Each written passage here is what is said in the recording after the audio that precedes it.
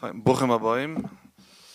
The Rambam is writing about the halachas of Kiddush HaChodesh, that after one is learning the whole Rambam, with the whole calculations about the mitzvah of Kiddush HaChodesh, the first mitzvah the Eden gathered, HaChodesh Hazeh Lachem, so even Tinekes Shebes Rabban could learn it in 2-3 days.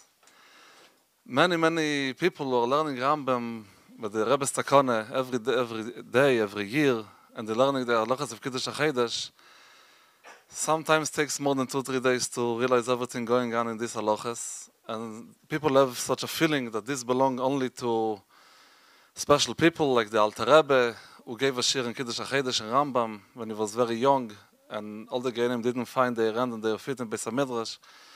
So some people even giving up, chas v'shalom. But be'emes, the Rambam wrote his book, Lakoten v'Lagodel, and the Rambam meant with these halachas also, as he mentioned especially in these halachas, that even Tinekes Shebes Rabban could get it. So we have a schus that Rav Chaim Shmuel Friedman, who is using technology for KIDDUSH, using technology to take the different inyonim and Torah, which are sometimes they could use more in order to be given out to other, to understand it, to get it. So with the visual way, there is a say, there is one picture is worded more than 1,000 words. So in Mirchem tonight, there will be a visual presentation about the halachas of Kiddush HaChodesh, and hopefully tomorrow we're starting this halachas in Rambam, and hopefully this year learning will be understood. We should be zeicha to Kviyas HaChodesh with Sanhedrin, Be'ezras Hashem. Take it from Yad V'Vias Mashiach Tzidkeinu, Rav Friedman. So I have to start out with an apology, because I know I'm late, and I feel bad. But the bridge was closed off. We were sitting there for literally 3/4 of an hour, almost an hour. So I know that I'm late, and I feel bad, and I have to apologize. But and because the Waze was telling me another hour and a half. And we're here, Baruch Hashem. So here we go. So first of all, I just want to say that it feels very good as because I grew up over here. I grew up right around the corner, 800 Eastern Parkway. I learned all my till I was after Bar Mitzvah. We lived over there, and we always used to hang out in 770. So it feels very heimish, and it's always geschmack to come back home, especially in front of a chushva oil like this. So I just want to tell Shmuel the Shkoyach for inviting us to give this shir tonight. So I just want to, one more thing I want to say that I have to speak like this, mamish. I just finished this presentation. In other words, we had this presentation made, but it was focused on the Gemara Masechus Rosh Hashanah. It talks about the Kiddush HaChodesh, mit Tikvus Hashanah, mit Mazolos. So it was mostly focused to the Gemaras over there. And Shmuel asked me, right? Asked me to please if I could shift it to make it more understandable for the RAMBAM'S Kiddush HaChodesh. So I just finished. If you would touch my computer, it's still warm. So it just came out of the oven. Literally, it says, Varum. The ganze Mamish finished like 5 o'clock. I finished this afternoon. So it's a frische Zach. But one of the chesronis of a frische Zach is that in case there is a mistake or not, I give the oilim reshus and faketz habakosha to please make me aware of it. And if it's a mistake or something, faket, we're open and we don't want to make it better, mitzshem. So everybody should participate in mithalten mit the sugya. Okay, so what we're going to do is, I don't know how far the oilam is vacant with the whole sugya, so we're starting from Amish, from Aleph. Aleph. And at Kedei Kach, I'm going to ask you, tell me, what are we looking at over here, right? What are we looking at, right? If we're looking at the world, this is our world, right? Let me go back a little bit. And if we look over here, where's my stick?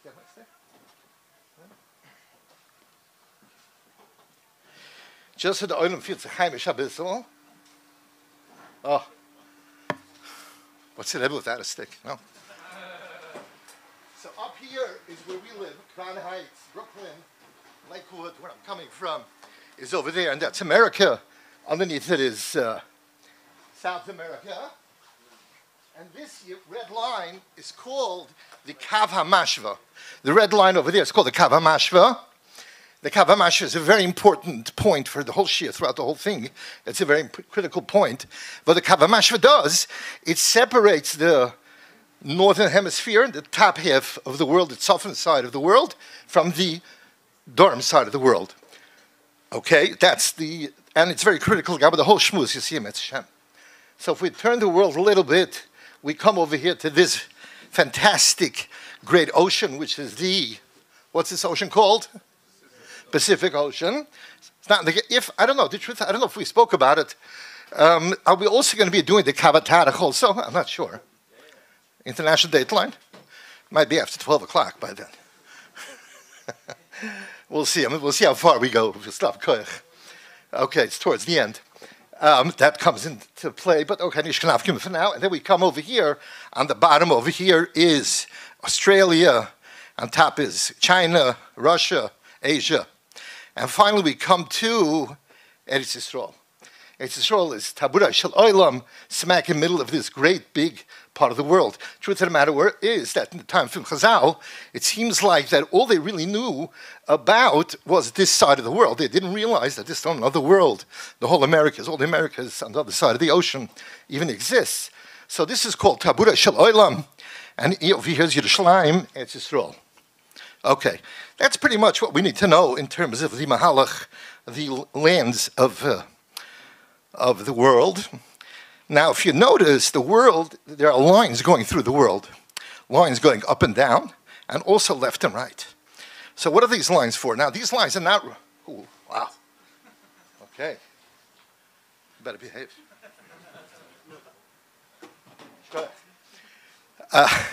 Okay, so Lamai said these lines, what are these lines for? Now, these are not lines that really exist. Nobody painted it in the water. But these lines are imaginary lines that the world made up by convention from throughout history. And the lines that go from right to left, I mean, same way as the Kavatarach, the equator, are called, anybody know what it's called? Latitude lines. I don't think there's a Yiddish word compared to it. And the other lines coming right from top to bottom, from Suf and Durham, was called longitude lines. Longitude is like long longitude lines. Now, the longitude lines are stark negay to our Shmuz also. So we have these lines, and these lines, basically, what it is of a Spitzfinger, wenn man sagt, is there are 24 sections of longitude lines. Each longitude line represents 1 hour of the day, connected to 24 hours of the day. So if someone lives here in Eretz Yisrael, he'd say, well, I'm 1 hour away, 2 hours away, 3 hours away, 4 hours away from wherever else you live. That's one of the ways they measure it. Fine. Okay, so that's basically the globe. I'll count for the globe, so here we go. So now, if we're looking at the globe, one more thing, Taka, we see that the globe is completely lit up. At least it was a half a minute ago. Let's go back a drop. Let's see if we can go back. Okay, it doesn't want to go back. Okay, so Lamasa, the globe really is completely lit up. But we see it over here in this picture. But look, our world has no light on its own. There's no light. It's not like the sun is lichtig. Our world has no light besides lights that we put on inside, but the world doesn't have a light of its own. The reason why it's lit up is because the sun reflects onto the world.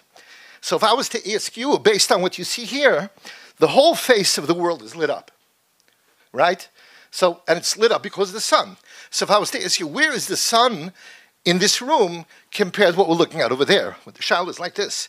Is the sun over here by these Sforim Shank? Is it by those Sforim Shanks? Is it in the back? Where would it be? Right? So just think about it for a second. And the answer is, I see the Olam is pointing. The answer would be that it's straight, exactly facing it in the back. And it's shining mamish against the whole face. So Mikoach Dem is the whole thing lit up. But Mikoach Dem also, the back side of the world is going to be dark because it's not getting any light. Right? If anybody doesn't believe me, go behind the wall just to check. So now if we take the sun, and we put it right over here on that side of the screen, right? And now we see that half the world is lit up. Let me get rid of this. put it aside here. Half the world is lit up because why? Because it's getting the lichtigkeit from the sun. The light is coming from the sun, and because them, the other side of the world is now dark. And Mela, this side of the world is going to be day, and this side of the world is going to be night. But we know the sun doesn't stay in one place. Before we go weiter, I just want to make sure everybody understands that in the Welt there's a bit, I don't believe in Christ, it's a discussion, but there's a discussion if what goes around what. Does the sun go around the world? Does the world go around the sun? The secular view, the Torah view, and the teretz is, it really makes no difference because the outcome is exactly the same. At the end of the day, day is day and night is night, and everything's exactly the same. The nafkamina is really, where are you standing? If you would be standing on a star out in the Himmel, far out in the sky, it might look very different.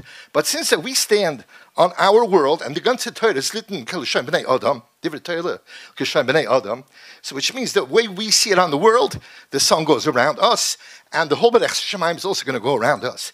And Oretz Olam HaMedes, it says one place, doesn't go anywhere. So this is the Mahalach of all the Rishonim, all the Achrayim also, and this is called the Gemara also. So this is our Mahalach, and the Rambam's Mahalach is also like that. So that's the shmuz. The shmuz is that the sun goes around the earth every day, once every day. So let's just see how it goes. So as soon as we see the sun starts to go around, we also notice how this shadow area also moves as the sun moves. Now the sun is on the other side. Whoever went could check it now the other side, see if it's okay. And here we go, it's coming around from the other side, and we see here is, if we go back a little bit, you could say to yourself, what's happening now? You could say that this is the first moment of Netzach Chama. Chama is showing itself for the first time. It's coming up on the edge of the world. And the world in this section next to the sun is getting lit up. And Mamela, half the world is lit up again. Okay. So that's basically, okay. Now before we go weiter, what's important to understand is like this. The way we're looking on the world now is the way we're used to looking at it in a map or in a globe. So I made it this way. But for our shmuz, we're going to turn the world. We're going to look at the world from the top of the world. It's as if we're standing over here. In Kumtois Mikoyach Dam is Mizrach will be on this side next to me, and Mar will be on that side. Okay? And what we're looking at over here, this is the Spitz North Pole. Okay? And just to make stuff a little more comfortable, this chelik over here that we're looking at here pretty much is Europe, Eretz Yisrael, that neighborhood over here, and this is the United States. And we see over here the red line around and around. That is the Kavamashva, that is the equator. Because I turned the whole thing on its side now. And this is the way we're going to be giving the shiur for most of the night, from this point of view. Okay, so here's Tzofim. That's Spitz Tzofim, Spitz Marav, Spitz North Pole is right there. And of course, Mizrach Marav and Durham. Again, whoever went the other side could see Durham the other side. Okay, fine. So here we go weiter. So now let's just make it a little smaller. And what we added over here is two things. We added ourselves. I used to have red hair when I was a kid, so I figured I'll make a man red. So the man over here, standing over here, is red.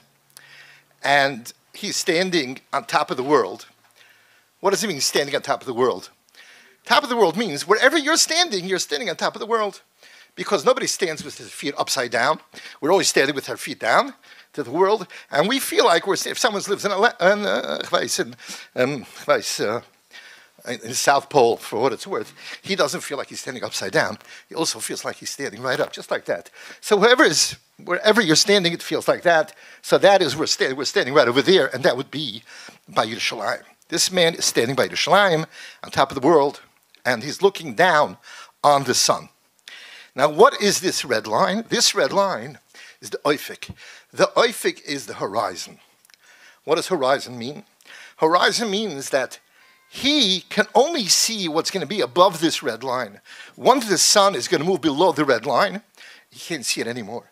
Similar case, like if you look at my hat over here, and my hat goes down below this stender, So this standard over here would be the oifik, because you can't see. The oifik is the edge, or by a table, the edge of a table. Also the edge you can't see below it. That's called oifik, the horizon. And whenever we look out into the ocean, we see that line, which is the water together with the sky comes together. That line is called the horizon. And the horizon is really different every place. If you live a few miles down, you're going to have a different horizon.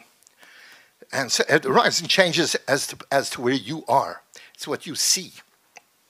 Okay, so now, we can see, we're standing over here, we're standing up here, and we can see the sun. You see my arrow? Yeah. And this, we can see the sun. The sun is what? Is now setting. It's now Shekia Sachama. Let's see what that means. What does Shekia Chama mean? So first, before we move the sun, let's just see what we're standing right over here. We're standing like almost like halfway between day and night. This side of one leg, let's say the left leg is on the day side, and the right leg is on the dark side, night side. Because we're right in the middle of Hishmoshes. So let's move the sun a little bit. I'll just move it a drop. Okay, moved it a little bit. Now look what happened to where he's standing. He's standing now completely, in Gansen, his Shetach, where he lives, is completely dark now. And this is already called Shkias Chama. It's almost says a Chaven. It's about 72 minutes later. It's going down a little further down, let's say about here. So this Shetach that he lives is completely dark, and the sun is way down below the Oifik, below the horizon. And even though the sun has lichtigkeit, or rays that shine up the sky, a big Shetach, but about this amount is gonna be completely dark already. And the sun continues to move around the world. So again, the south, or this side of the earth, is now going to be lit up daytime. Where we're standing is completely night. Okay? And then, of course, as we come over here, we're approaching Alois HaShachar, and then once the sun breaks through the Oifik, he could see the actual sun itself, and that's a Chama. The Chama itself comes out, and we finally see it. So that's because it's right coming above the horizon. And that's pretty much what happens every day. Now let me go back a little bit, and let's go over this one more time. We're standing over here, and we see the sun right above our heads, right? What time is it now for us? 12 o'clock. Because it's right directly above our heads. Excellent. So now let's move the sun a little bit over here. What time is it now? What? 1 o'clock. Any other opinions? Nobody? I'll have a different opinion if I may. It's really a trick question. Why is it a trick question? Because I said, what time is it now? I needed to say, what time is it now where the sun is? Or what time is it now where the man is standing? What do I mean to say? You're right. Where the man is standing, it's 1 o'clock. Why? Because I see that the sun moved over one longitude section. So that's an hour. So now it's 1 o'clock where the sun is standing. I mean, from where we're standing. But when the sun looks down on earth, he always sees 12 o'clock. No matter where he goes, he's always going to see Chatzas Hayom. Right? Let's go back to a little bit here. Let's be a little bit cute. Right over here, right? So right over here, really, for him, it's going to be about 1, 2, 3, about 3:30, where he's standing compared to the sun. But the sun itself, the people that are living right underneath the sun, for them it's 12 o'clock noon. So really, in a sense, the sun, wherever he goes, takes along 12 o'clock noon. There's a Gemara that says, "L'olam lo ra'asa chama pigmasi shalavona." The sun never saw the dark side of the moon. Okay, there's a whole spiel, what's pshat in that, but in basic level, because wherever the sun looks, it's all lit up. So he can't look. He can't see dark. Sun is always maketov. It's always lichtig by him. So he looks at over here, and it's 12 o'clock noon.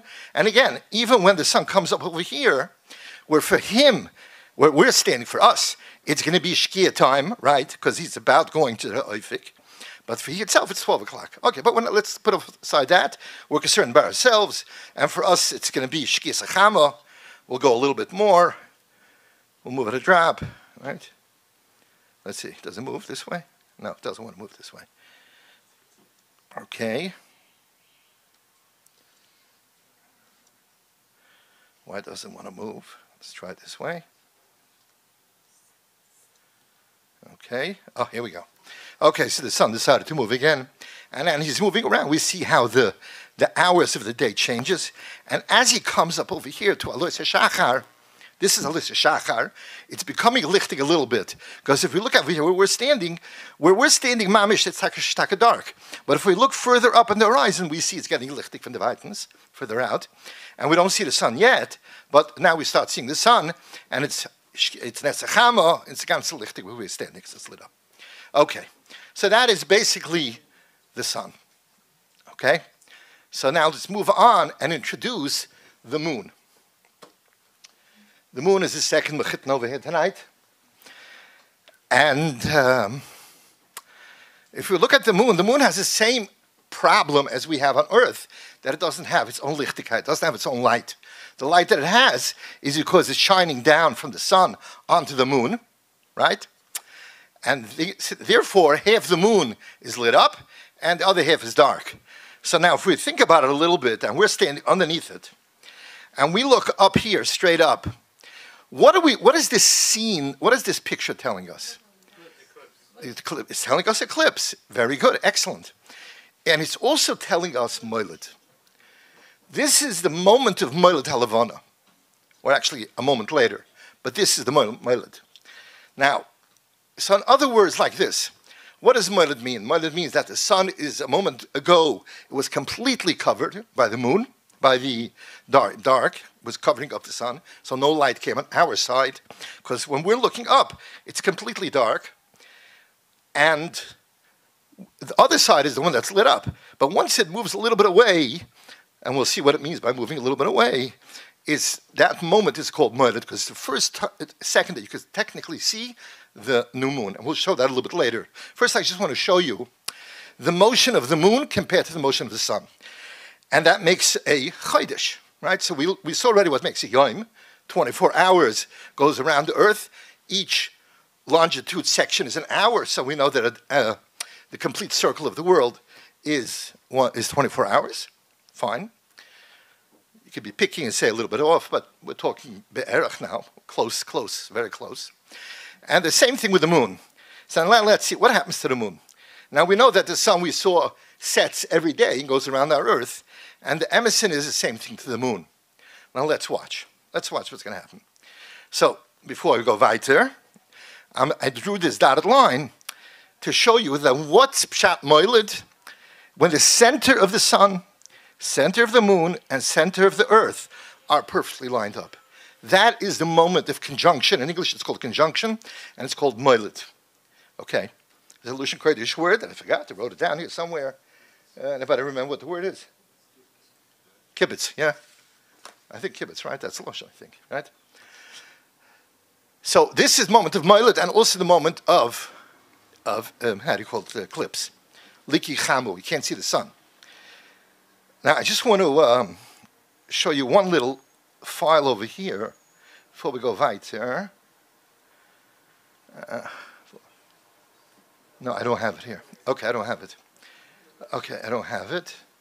So I just want to show you this. I want to say this. Let's go back here. Full screen. Okay. Now, so the shaila is like this. The shaila that you should be thinking now is, so why isn't every moiled a likichamu? Right? If they're exactly lined up, and the moon is blocking our view of the sun, we can't see the sun because it's blocking our view, why isn't every moiled a likichamu? The teretz is, because moiled, as far as we're concerned, is when Mizrach and Ma'ariv, they're exactly lined up. That's what's called moiled. That's what we're concerned about. And throughout the whole halachas that Rambam is building with the KIDDUSH HACHODESH, that is what he's looking for. He's looking for how can we predict when the next moiled halavana is going to be, and all we're going to be concerned about throughout the whole time is Mizrach Ma'ariv.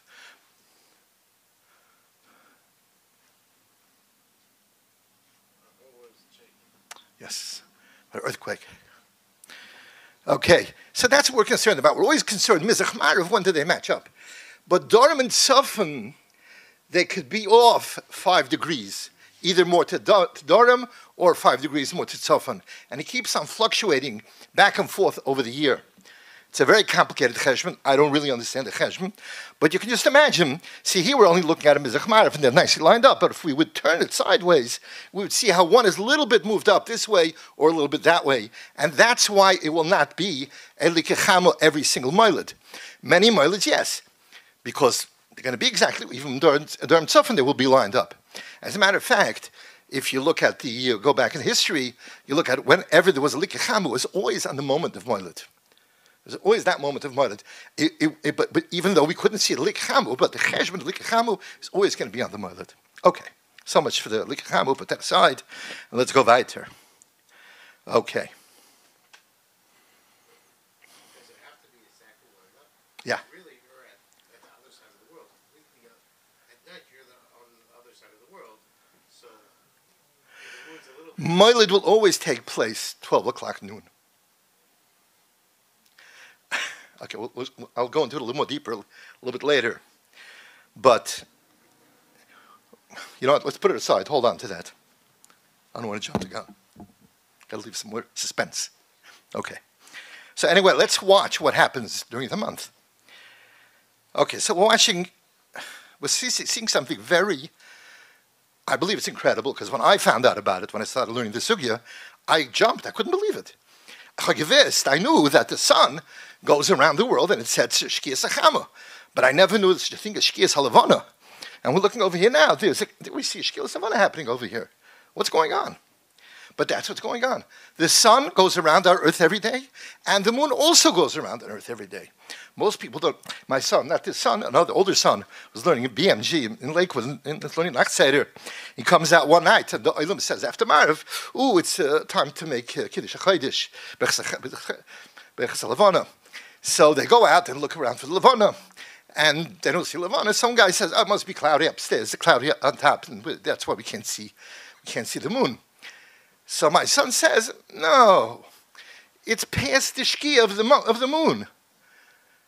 He tells me that everybody's standing over there. They turn around to him, and he thought he's crazy. Shkia Salavana, who ever heard of that?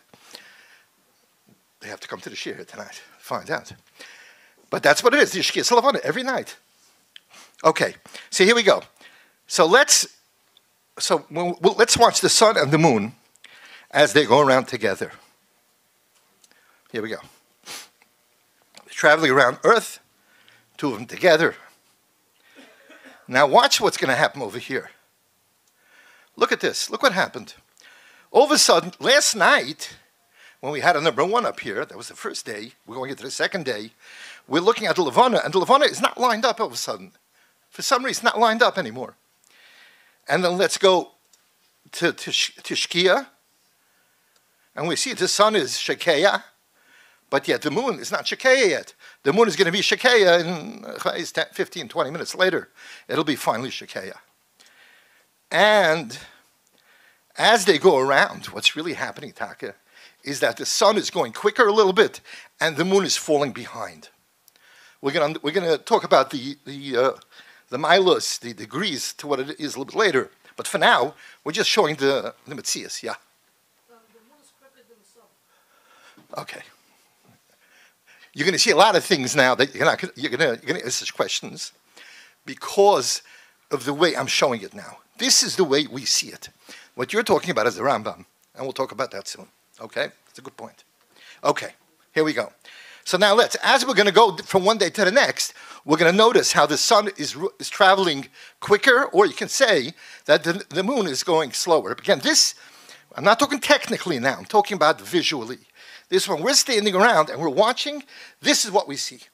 What's causing it to be like this? We'll get later into the RAMBAM'S Mahalach, and we'll see clear what's going on.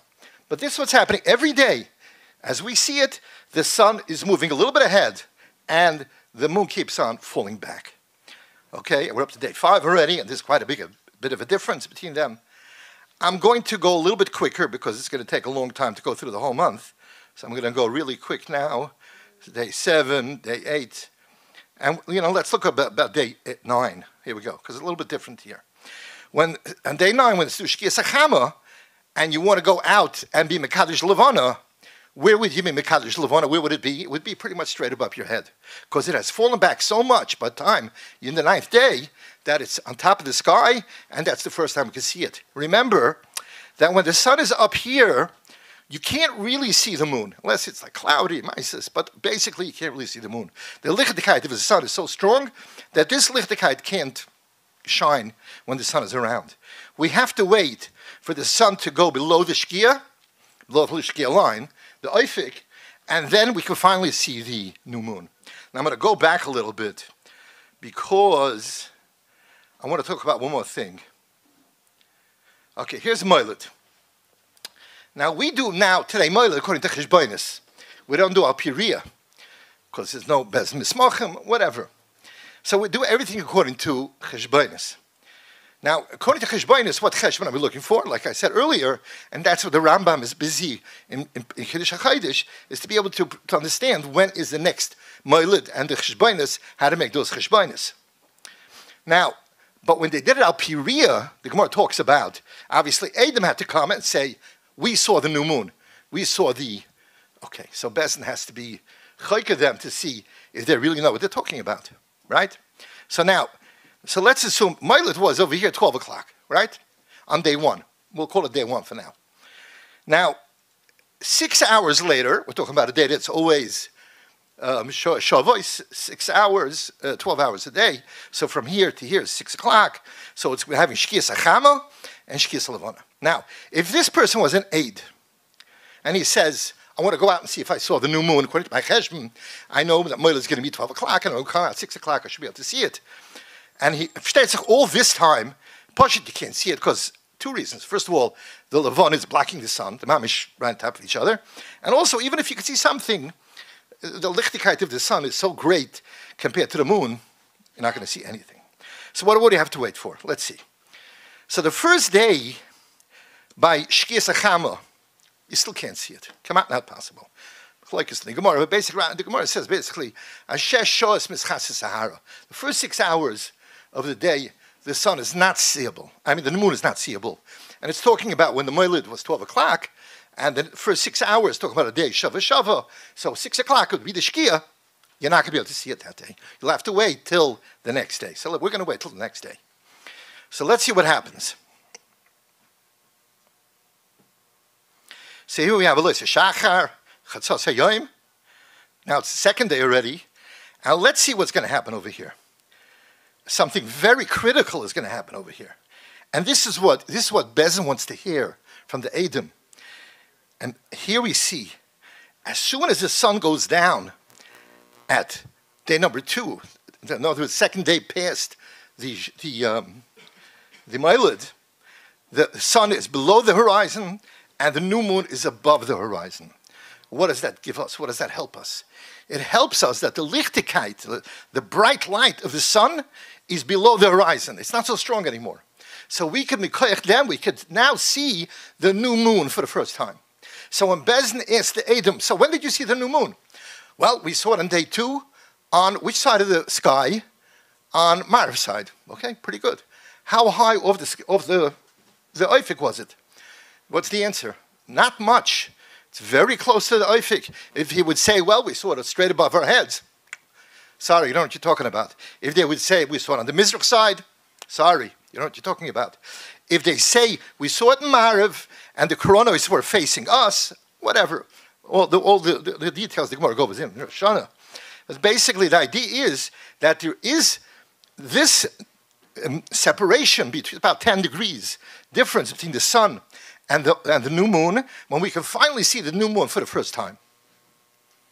And we're going to have to wait. We're going to wait about 10, 15 minutes, and then what's going to happen? The new famous Shkias Levana. And that's it. So for the first day, the Edom don't have that much time to see the new moon. And if they miss it by 10, 15, 20 minutes, they lost the opportunity.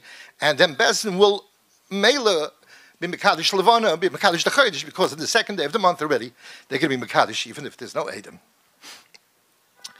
But be that as it may, so this is really what's going on.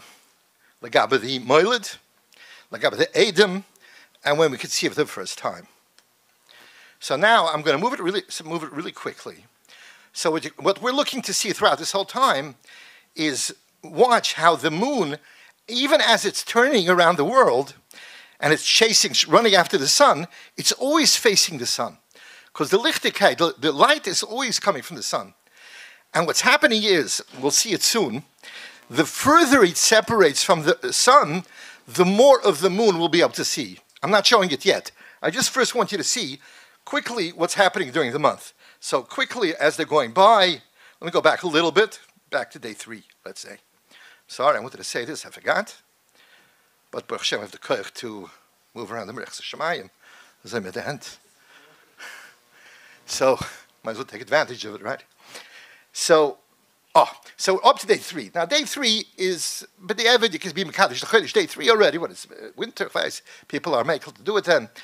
So if they come out of Nacht Seder and they're looking for the sun, now if they come out of Nacht Seder is going to be over usually 10:30. Forget about it. You're not going to this. Oh, yeah, maybe this. Yes. So this is 6 o'clock. This is 7 o'clock, 8 o'clock. So at 9 o'clock on day number 4, up till 9 o'clock at night, you'll be able to see the new moon, and you'll be able to make the brachas, right? And that's beginning of the month. As we go to more through the month, we'll see. Let's see, day 6. We'll wait for the Shkia, and where's the sun going to be? Right by Shkia. We notice how it's much higher up in the sky, closer to where we're standing, and we're able to see a much bigger part of the moon also. Again, we'll show that a little bit soon. Okay, and also we'll have much more time to make Birchas Levana. Okay, let's go back to day 9. So we showed day 9 before. We'll show it over here, going into 10. Something interesting happens over here. Now, till now, whenever you want to read the HACHODESH Levana, where would you find the Levana in the sky? You'd always be on Marav side. Till day 10. From day 10 on, you go out where you're going to look for the Levana. Now you can start looking on top, but it's nighted to Mizrach side. Okay? And now you'll have a beautiful big Levana, and also you'll have a good 7-8 hours to be HACHODESH Levana, which is 2 miles you have. More time, Gres Levana, Mikimachna Bracha, Chaticha, Rus, L'chabed. And also the bracha, the halacha is that when you make the bracha, it should be Nehena, Ma'ira. You should be able to have enough in the Lichtigkeit. So you want to wait a little bit later into the month to really have enough on the Lichtigkeit Levana, but in order to make the bracha. Okay, so let's see. We're going into day 12 now.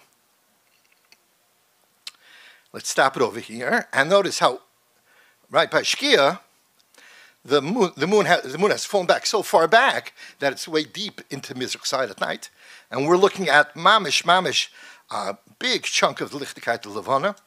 We'll show that a little bit later soon. And let's go move on to day 14, 15. Let's go. Watch what happens over here. Just a second. By the way, just for what it's worth, I keep on changing the day when the sun reaches here because we're not talking about day L'Gab Shkia, we're talking day L'Gab Moiled HaLevon over here. What day of the month is it? So if we're talking about the Moiled, we want to know when the Moiled was. So that's why I keep on changing the day when the sun passes the Moiled line. Okay, so watch what happens over here. Gebakuk. Over here, the moon rises on the Mizrach side at the same moment that the sun is setting on the Mizrach side. And it's a phenomenal thing to see. If you ever go out on the 14th, 15th, 16th day of the month and you have a clear view of Mizrach HaMarav, if you go on when it's Shkia, you can watch the sun going down on one side, turn around, and you watch a full moon rising on the other side. It's an unbelievable thing to see. Mamish l'flos habed. It's a beautiful thing to see. And you see the full moon because the Lichtigkeit, the lit up side of the moon is facing us now completely. So you're going to ask me, wait a minute, but if the earth is in between them, it should be a Liki Halavana or an eclipse of the moon. The answer is, yeah, it is. But, as we said before, that's Mizrach Marav. But since Dorm and Sofon, they're not going to be lined up most of the time, exactly. So therefore, we're not going to see a Liki Halavana most of the time. We'll see occasionally when it's lined up better. But Mizrach Marav is all that we're concerned about throughout this whole time. Fine. Okay. So now, let's go a little bit ahead. Let's go to day 17. Let's go a little further up. Let's go back a little bit here. Okay, 18. Watch what happens over here. Sun goes down. We have Shkia Sachama. Now we're looking for the Levana. V is the Levana. Where is he? The answer is that he fell back so far that he's still underneath the horizon on the other side. And we're going to have to wait a good 2-3 hours for Levana. Endlich is Alois HaLevana. New word. Okay. So here we go. So throughout the day, most of the night, we'll have the Levana. And once the sun comes up on the other side, even though we can see it here, but realistically speaking, you're not going to see the moon. You'll be able to see it from the other side of the sky. You can see a little bit, but Al Pi Rov, you're not going to really be able to see it because the sun rose on the other side. And as the days go on, we go quickly. We're going to see how the moon and the sun are starting to come together now on the other side. Now it looks like the moon is ahead and the sun is running after the moon. And throughout this time, let's see over here. When Shkia Sachama, the day of 25, you're not going to have the moon coming up for a good another 8 hours, 7-8 hours at least. Okay? And even when the moon comes up, finally, endlich, he woke up. Soon the sun, a few hours later, the sun is going to come up and you're not going to be able to see the moon. Okay, let's move quickly. And they continue to get closer and closer together. Okay, till we come to day 29. So here is the big day. This is the big day coming up now. And let's make a l'chaim. I'm going to have a moiled coming up. Here we go. So what are we looking for? We're looking for the sun and the moon to once again line up one with each other, right? So it took, look what over here. When is it going to line up exactly? Boom, right there. Right there. There's where it lined up. What do we see? What are we looking at? We saw that our moiled, starting off tonight, we saw the moiled was up here, right? Now, all of a sudden, we're looking down here and we see the moiled is down there. Why is that? And the answer is right over here. Or Chavtes Yud Beis Tash Tzag. What does that mean? What do all these numbers mean? Chavtes. Well, Chavtes means 29 days. Yud Beis means 12 hours. And Tash Tzag means 44 minutes and 3.3 seconds. So what does this mean? It means like this. If a month would take 29 days, exactly, then every Moiled HaLevana would be up here in the same spot. Same spot, 24 hours later, exact time, 29 days later, exact same time of the day, always the same time. But since we have to add another 12 hours, which means that the Moiled is going to be every time, the Metzias of the Moiled I'm talking about now, is going to happen the other side of the world, exactly the other side, 12 hours later. But it's not just 12 hours. We see that it's 44 minutes. Tash Tzak Chalok, means 44 minutes and 3.3 seconds. So we have to add on from this exactly halfways another 44 minutes. It means almost a whole latitude, longitude section. And this is where the new Moiled is. Now, Moiled is very different than Shkia. Very important to remember this. Shkia, every place that you live around the whole globe, you're going to experience Shkia. You're going to experience, how do you call it, Netzachama. Every place you live, you'll have your own little private Netzachama and your own private Shkia on your own time, depending on where you live. But the Moiled HaLevana happens only 1 second from the whole world. Not that every part of the world is going to see the Moiled. It's not going to be. Because if 1 second later from this conjunction, from this lineup over here, is not going to be Moiled anymore. It's going to be past the Moiled. So come to understand, when Moiled happens, it happens one place of the world and every time in a different place. Why do I say every time in a different place? Because let's imagine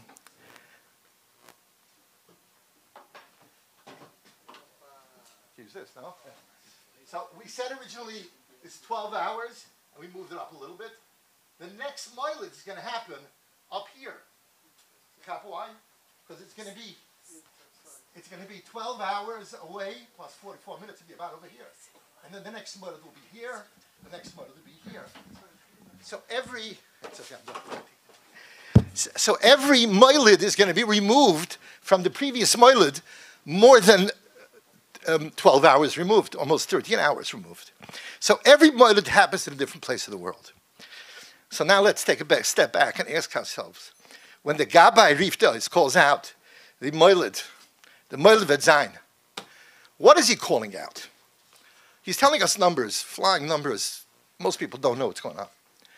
I remember when I was a younger man, I was asked to be Gabbai now Besmedrish, and I was very afraid of it, and I resigned a couple of weeks later. And what did me in was I couldn't remember the Moiled that got up there, the Moiled Vedzain, and I got blank, and I couldn't remember all the numbers. And I said, this job's not for me. Forget it, not for me. But Lamaisa, if I knew then what I know now, I think I could have pulled a quickie on the whole oilam over there. I would have called out, Rabbi Sai, the Moiled Vedzain, Chatzas Hayoim. Yeah, what I'm saying? Where the sun is now lined up with the moon, which is the moment of Moiled, that's Chatzas Hayoim. It's Chatzas Hayoim for people that are living down here. So, sounds like a joke, but it's real. So what are we doing? The teretz is, we need to know, Yerushalayim, they need to know when the Moiled happened. So why Yerushalayim? Because that's where Bezdin is. Bezdin, we call out the number, whatever time, Chalokim, Skandis, whatever it might be, hours. That's what time was it in Yerushalayim when the Moiled happened. So if we look at this Moiled happened over here, well, we see like this. It's 12 hours away. Here's Yerushalayim, 12 hours away from Yerushalayim. So let's say this is 12 o'clock by day. So this is now 12 o'clock at night. And this is 1 more hour. Let's say Berach 1 more hour, 3/4 of an hour. So we'll say the Moiled is going to be 12:45, 12:44. That's what they're going to call out. Because in Yerushalayim, it's 12:44. Be'erach, when Moiled happened, where did it happen? Happened in a different place of the world. Not what we're talking about. So that's Pshat Moiled. It happens one moment of the world. You can use that. Thanks.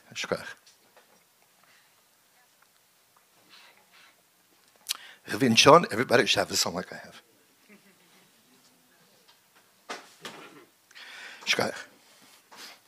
Okay. So let's go right here. So we're going to do this whole Levana thing once more. But this time, I'm going to add a piece over it, which is very critical. It's going to help bring this much clearer, Mr. Shem. And let's move on to it. And that's right over here. Here we go. So I'm going back to the original Moiled, and I'm showing you a visual of what the actual moon looks like from us where we're standing. So again, we're standing over here, looking at the moon. This is what the moon looks like to us. Why? Because the sun is behind the moon, or above, behind. So we don't see it. This is what we see. We see it at the time. Where's the sun? The sun is hiding behind the moon. So what happens? Let's watch. We're going to watch a little bit here, but we know what this happens, and we'll watch how it looks in real life. Let's watch. Here we go. Whoops. So they're moving apart, right? They moved away. Now, the sun, you're able to see, not going to see it. You can see the new sun a little bit, not the new sun. You can see the sun is going to come out of the covering, right? The moon is way too dark. We can't see anything yet. Now, let's watch over here. Now, we said that the first day, they're too close one on top of the other, and this is what it looks like. We have to wait for the next day.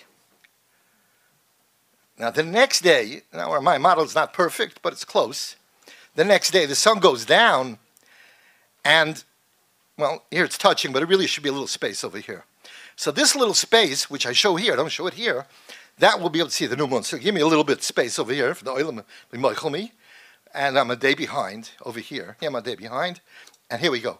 We see by Shkia, the sun is below the horizon, and we can start seeing the new moon showing up for the first time.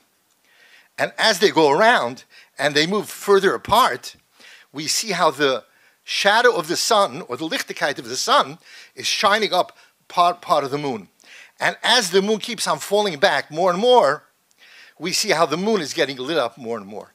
So we see, let's say about over here, this is about the 7th day of the month, we see almost half the moon is lit up.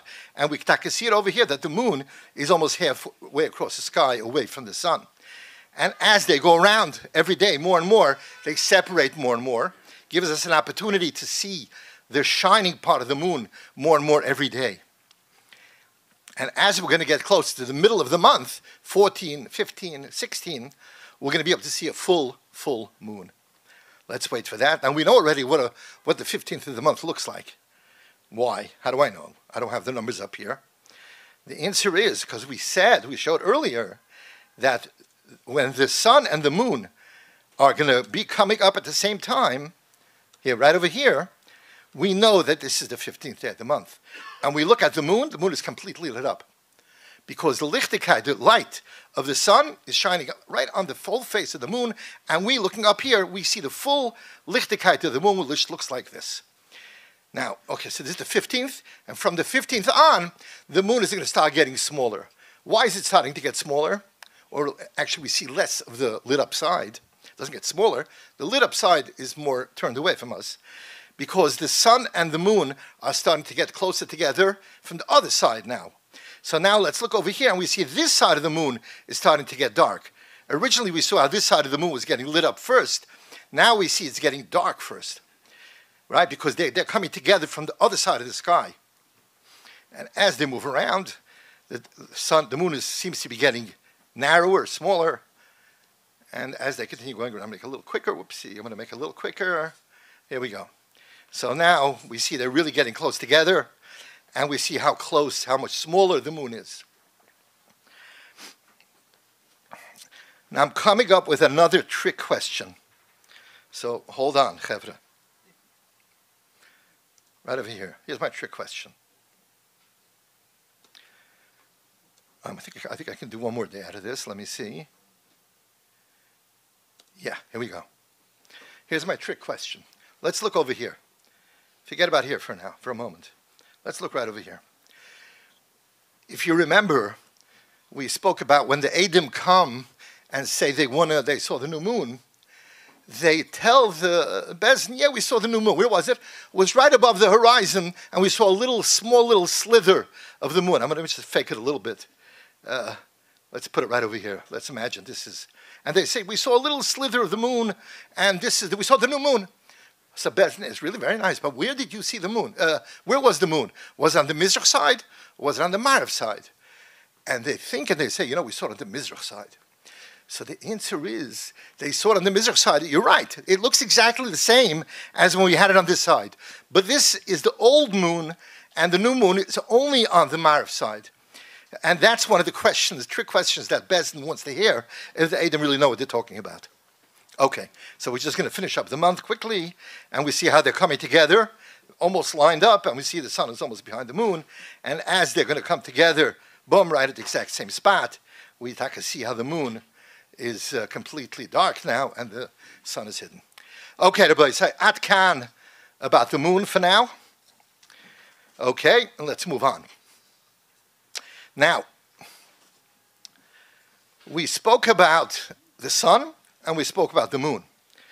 But the truth of the matter is that around our earth, there are Shiva Koich V'Leches. Right? Two of them are, one's the sun, one is the moon, but there are other 5 Koich V'Leches. What does Koich V'Leches mean?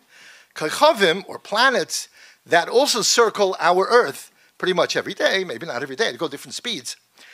And this is where the Rambam introduces us to the concept of Shival Galgalim. Right? Galgal Rishon, Galgal Sheni, Galgal Shlishi, Galgal Revi, all the ways up to 7. And each planet, or star, however you want to call it, is on its own Galgal, has its own shlav that goes on. Okay? And they all go at different speeds. Now, the way we're looking at it now is, we're going to fix it. Whoever knows really what's going on over here will look at me and say, he's got it backwards. But for now, this is what we're doing it. Because we're building, okay? We're building slowly. So hang in there, as they say. So right now, the way we see it, and we're talking the whole time the way we view the skies, till now. Straight, how we view it. Now, so we're watching them going around, and they're going from Mizrach to Ma'ariv, just like we saw the sun going Mizrach, Ma'ariv, moon, Mizrach, Ma'ariv, all the other Galgalim, all the other Koich V'Leches, But for what it's worth, it's Shesam Chankal. That's the Sivir Shakach. Let's give it a remember. Levana Koichev Noiga Shemesh Madim and Tzedek. Those are the Shiva Koicheleches. Fine. And the Gemara in Brachos talks about it like Birchsachama. Okay, but that's not for now. It's a different shear. But for now, we have these Shiva Koicheleches that circle the earth. Among them is the sun, as we spoke about it, and also the moon, as we spoke about. And each one has its own galgal, or its own private little highway. Okay? What? Orbit. Thank you. Yes. Okay, beautiful. Okay. So here they are. I did not make the other five precise at all, just arbitrary. I'm just moving them around in case everybody is familiar with it, which I would be shocked, but you never know. But the bottom line is the moon and the sun we talked about. Okay. So now we're moving it out a little bit, and we see there's really an eighth galgal, and this over here. This eighth galgal is the galgal hamazolois. I'm turning it a little bit to show how the galgal hamazolois, if we're looking at from the earth, I just tilted everything, and we're looking, let's say, at the sun now. Here's the sun. And I'm looking out at the sun. It would line up with this section of the Galgal HaMazolois. Now, if we look around over here, we see that there are 12 sections, 12 chalokim, and we divided up the sky into 12 parts, these purple lines, 12 parts, and each one is like a section where these stars that represent that HACHODESH look like they're plastered or pasted onto the sky above us. They never move. They don't change positions one from the other. They're always up there. And they actually do move, but altogether they move. So it never changes. It's always divided this way. Oh, very good. Okay. And now if we look at the sun, we see how the sun looks to us as it's in the mazel of Teleh. Okay? Now we'll see how when the sun keeps on moving around on its own, it has its own galgal, its own mahalach around the year, it'll always looks to us like it's lined up with a different mazel, within a different mazel. And that's how we also know, we'll show it soon, what mazel it is that month. And that's also how we'll know what month it is. So we'll take it slowly. So right now we see these mazolos, we see over here, Teleh, Shor, go backwards, Dagim, fish. I don't know, someone decided this looks like a fish. What's this over here? Dali. I don't know what this is. I don't know. This one is Maznayim. This is Tishrei. Here you got Chodesh Nisan. This is Teleh. Don't ask me how it looks like a Teleh. It's supposed to look like a Teleh, but for now, this is it. And this over here is Maznayim, a vukshul, or what's it called, scale.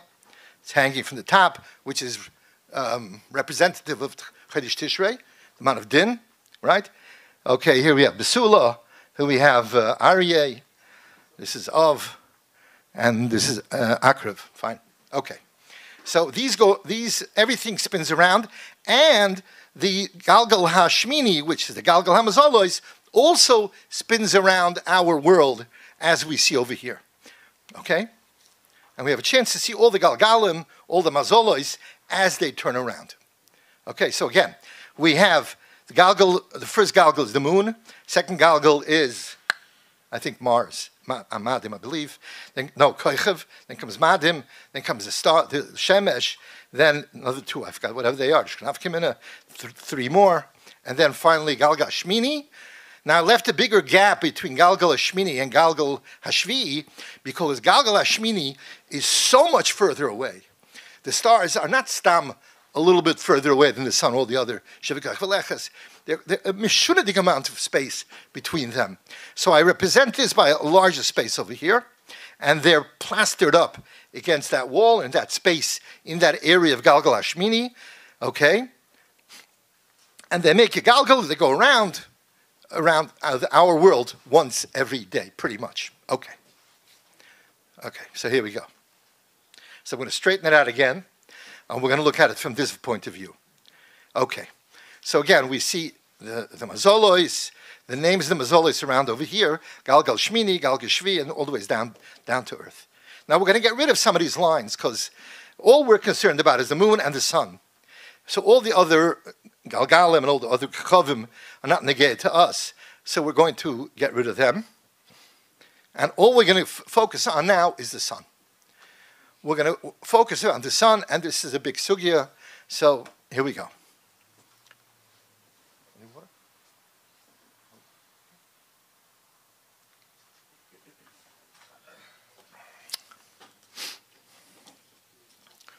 Okay, so now, again, we're working our way to build. We're building still. We're not there yet, okay? So if anybody knows like you read a book, if you know the end of the book, just keep it to yourself, You want to keep a little suspense going. So, but we're doing this not for suspense reasons, Chas v'Shalom. We're building it because Pashut, in terms of Hezbollah, you'll see, it'll come out much clearer about what's really happening. So again, let's go back. We got rid of all the other Galgalim, and we're just left with the Galgal Haravi, which is the sun.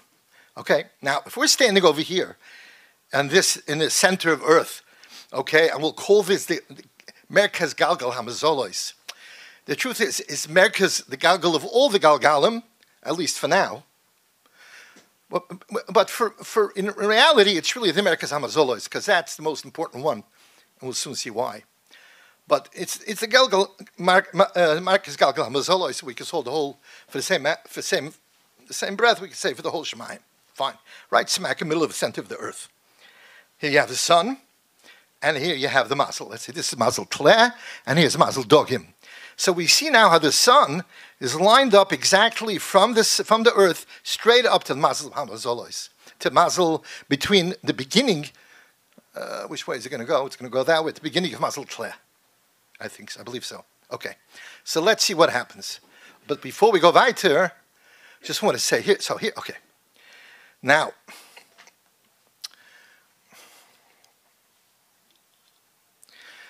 well, whatever we saw till now is really a very pretty picture, and actually quite understandable. And at this point, we don't understand why the Rambam needed to go to such length, so to speak, with so many different cheshbonos to figure out when is going to be the next moiled. So many complicated cheshbonos if you go through the Rambam. Pages and dozens of difficult numbers to mithalten. What was the problem? The problem is that even though we showed how the sun, we're talking about the sun and moon now, forget about the other ones, not the Getas. The sun and the moon made very nice spin around the earth, and we know the moon is Chavtes, Yud Beis, Tashsag. It's a beautiful cheshbon. What's the problem? I'll add up those numbers, and I'll know when the next month is. And the sun also, 24 hours. No, what's the problem? A year? I also know what a year is. So what's the problem? Why, what's the problem over here? The answer is as follows. Here we go. The galgal of the sun, the merkaz of the sun, okay, watch, is not lined up with the earth's galgal, with the earth's merkaz. Watch something. Well, let's go weiter. The galgal of the sun has a different center point than the earth has. Now, I exaggerated it very much. It's not so much like you see here, but it's only, I think, 2%, 2 or 4%, I don't remember exactly. But those degrees, rather.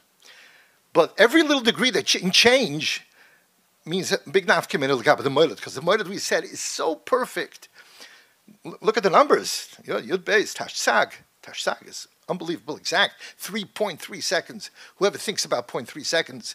But for Gab the Moiled, we need to know exactly that moment. Now, so the sun is off from the merkaz of the sun to the merkaz of the world is off by about, I think it's 2 or 4, I don't remember exactly, degrees. Now, I exaggerated it because I want it to be visually understandable, okay? So now, Kimto says, instead of the sun turning around nicely in the center of everything, it's turning around off center. The Rambam talks about Nekudas Goyva Shemesh is a very important point for us to know. Because the Merkaz of the sun is not lined up in the perfect circle, it's going to be closer to one side of the circle of what? Of the Galgal Hashmini, or all the Galgalim actually, but for our purposes now we see closer to Galgal Hashmini. But it's more further up. So this is called Nekudas Goyva Hashemesh. It's a very important point, like I've been knowing how to make cheshbonis. The Ram talks about it, the Rosh HaGalgal. Okay, and this is the Merkaz down here.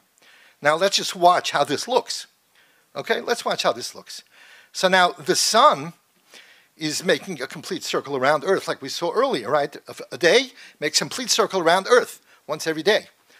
But look at it now, how that circle is not so even with the Earth like we saw originally. Now again, I exaggerated it, but I exaggerated to make the point that it's not lined up exactly. And that not lining up is going to change everything. Plus, we'll see by the moon also soon. Okay. So now, let's stop over here for a moment. I'm just adding this circle over here to show that a circle is basically 360 miles, 360 degrees, okay? And by using the concept of 360 miles, the Rambam continuously makes his cheshbonos as to be able to locate where this is, where that is, and we'll see a little bit. We'll get to Ameho of what the Rambam is talking about. So now, this is the Rosh HaGalgal, okay, which is right up here, okay? We have 360 degrees going around. Now, this 360 degrees is lined up with our Galgal, with the Earth's centered around the Earth, the way I'm showing it over here, which is really also centered around the Mazolos, Galgal Hashmini. Fine. Now, here is 0 degrees. We're starting out over there. 0 degrees can be anywhere. In a circle, wherever you start is 0. But the point is, wherever you start is 0, and from there, 90 degrees will be 45 degrees from there. And then we'll be at 180 to 70 and back to and then to 360, because every circle is made out of 360 milos. Okay? Now, so let's watch what's going to happen over here. So the sun is going to start going and making a circle. Now, if we go back a little bit, if you notice, till now I was showing everything going from Mizrach to Ma'ariv all along. Mizrach, we constantly wait from Mizrach to Ma'ariv. Now the Rambam tells us that's not really what's happening. What's really happening is that each Galgal on its own is really going from Ma'ariv to Mizrach. The other way. We'll line it up soon, later. But just take now one step at a time. The Rambam tells us that the Galgalim are going in the opposite direction. They're going from Ma'ariv to Mizrach. Forget about what we see for now, just for now. So now let's watch what's happening over here. So the Galgal of the sun is going from Ma'ariv to Mizrach. Here we go. Okay. And it's making a complete circle, 24 hours, around its Merkaz, around its center point. Not around the Earth's center point, around its own personal center point. Okay? Which means that when it's down here, let's go back a drop, it's technically much closer to the sun, to the Earth, right? Okay. Again, we're not talking about such a massive difference like we're showing here, but there's a difference, enough of a difference that it'll make a real difference. Okay. So as the sun comes back to its first place, we're going to show you now what the real problem is. What's the problem? Now, the problem is like this. If we make a cheshbon, and our cheshbon is that the starting point for this day, or this day, is, or this year, whatever it might be, is at the 0 point. And we know that half a year later, 180 degrees, we know what it's supposed to be like, right? So therefore, we also know what 90 degrees is supposed to be like. So we're standing over here on Earth now. Again, let's go back. On Earth, we look up at the sky and we see the sun is in Mazel, right at the borderline between Mazel Tleh and Mazel Dogim. Fine. Now what happens is, if we think about our own galgal, or our own 90 degrees, we see, wait a minute, we're looking at 90 degrees from the point that it started, and we don't see the moon over here. We don't see the sun. We're looking here and we don't see the sun. The sun, and that is because the sun has its own galgals. 90 degrees of the sun is not going to be 90 degrees from Earth. Okay, let's continue. We'll show it a little bit better soon. Just hang in there. Okay, now when it comes down to 180 degrees, now we see them together. Right? They come together. And then we have our own galgal, our own cheshbon, in terms of the milus wise. See over here, we're talking about 270 milus, and the sun it's also 270. But our milus are not the same. What's going on over here? So how do we make the cheshbon? How do we make a cheshbon? Because the critical issue is we want to know always where is the sun, and when that is onkim, and when is it going to arrive together with the moon at that moment of Moiled. So therefore we need to know throughout the month, or at least towards the end of the month, where is the moon? Where is the sun? What's going on? So here is something fascinating. Watch this, Rabbi. So really, where we showed it before is not correct. If we want to see the sun throughout the galgal, we really need to intersect our view with the view of the sun's galgal. That means we're standing here, and in order to see where the moon is, we need to shift our view to see where the sun is. In other words, we can't go straight out like we did before. We need to cross over where the sun is. Now, but what does that do? What that does is, when we look at the mazolois, the true mahalach hamtsoi of the sun, that's called mahalach hamtsoi, is pointing to this chelik of the mazel. But yet when we look at the mahalach emiti, our view, that's the blue, we're looking at the sun and we see it keneged the mazolois a little further up in the mazolois chart. Think of the mazolois as a chart with different stars all over the place. So when the sun is showing up over here for the sun, the view, our view is really over here. It's not lined up perfectly. And that is because we need to cross over and line up our view with the sun, and that'll give us a little bit of a different view. And as the days go on, what do we see? We see that the difference in our view and the view of the sun, the difference of the mahalach emiti, our view, and the mahalach emtsoi, that means the view of the sun, keep on widening. What do I mean by widening? Because where do we see it? When we look at the sun up in the sky, we don't know where the sun is. It could be anywhere in the circle. But being that we have like a wallpaper of mazolos around our earth, on the sky, far away, and those are always the same place. So we don't have to worry about them. So when we see the sun here, and then according to the sun, it's over there, we see the gap widening between them. Look what's going on. As we go further and further, look how this area, I forgot what it's called. Rambam has a term that he calls it. So this space over here widens as the days go on. Even though when we're looking at the sun a whole time. But we're looking at it from a different point of view. So therefore, when it crosses over, we see the sun as here in the mazel and not here in the mazel. What does it mean we see the sun? Well, look at the sky. You know, take your finger. It's a good question. Take your fist. Yeah.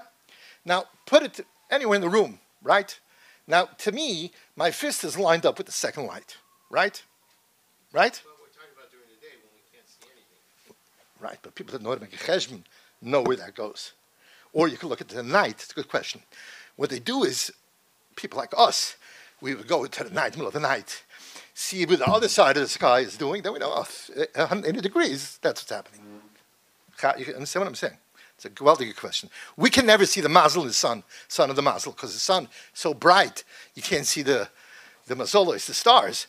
So what do we have to do? We have to go to the other side of the sky, 180 degrees exactly, and we say, oh, over there we see mazel, let's say, Aryeh, Shine.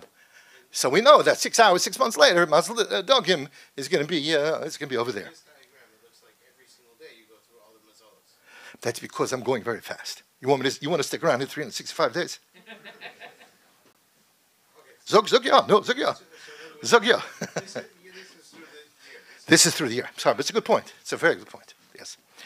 Yes. Excellent point. Shkach for making it, but I don't think you want to sit around that long. Okay. Oh, yes. Okay, Shkach.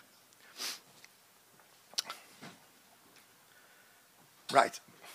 Matter of fact, for what it's worth, each of these lines coming in from the center represents 1 month. Right? So when the sun started out, let's go back a little bit, right there, it's right here by this line. It's also, according to us, we're able to see it lined up with the end of this mazel. Right? But according to the Gagel Mahalach Hamtzoi, it's way past that already, half a month past that. Okay? But the only way, one second, they're both right. The Galgal HaEmtsoi is the center based on what the actual Metzias of the sun's Galgal. But it doesn't help us. We don't live in the sun. We don't live in the Emtsoi of the sun. We live on earth. So what's the Emtsoi of the, it's called Mahalach Amiti. Why Amiti? For us, that's the truth. For us, that's the truth. Like I said, here, I'm taking my fist, I'm holding it out. That light, the second light, is covered up. It's not covered up for you. It's not covered up for him. If he looks at it, he probably sees my fist by the first light. Correct? Right? Now why? I'm holding up my fist, I can't see the second light. He can't sees my fist over there. So I didn't move it, but he sees it differently. Because the angle where you're coming from is a different angle, and that's what I'm showing over here. Since the Mahalach Emtsoi is coming from this merkaz, from this center point, our Mahalach Amiti is coming from this merkaz, this center point. Mela, when we look up and we're looking at the sun, we see the sun here, and they see the sun there, but it really is there, where it's really there, depends where you're standing. That's what it depends on. So that, and we're concerned about where we're standing.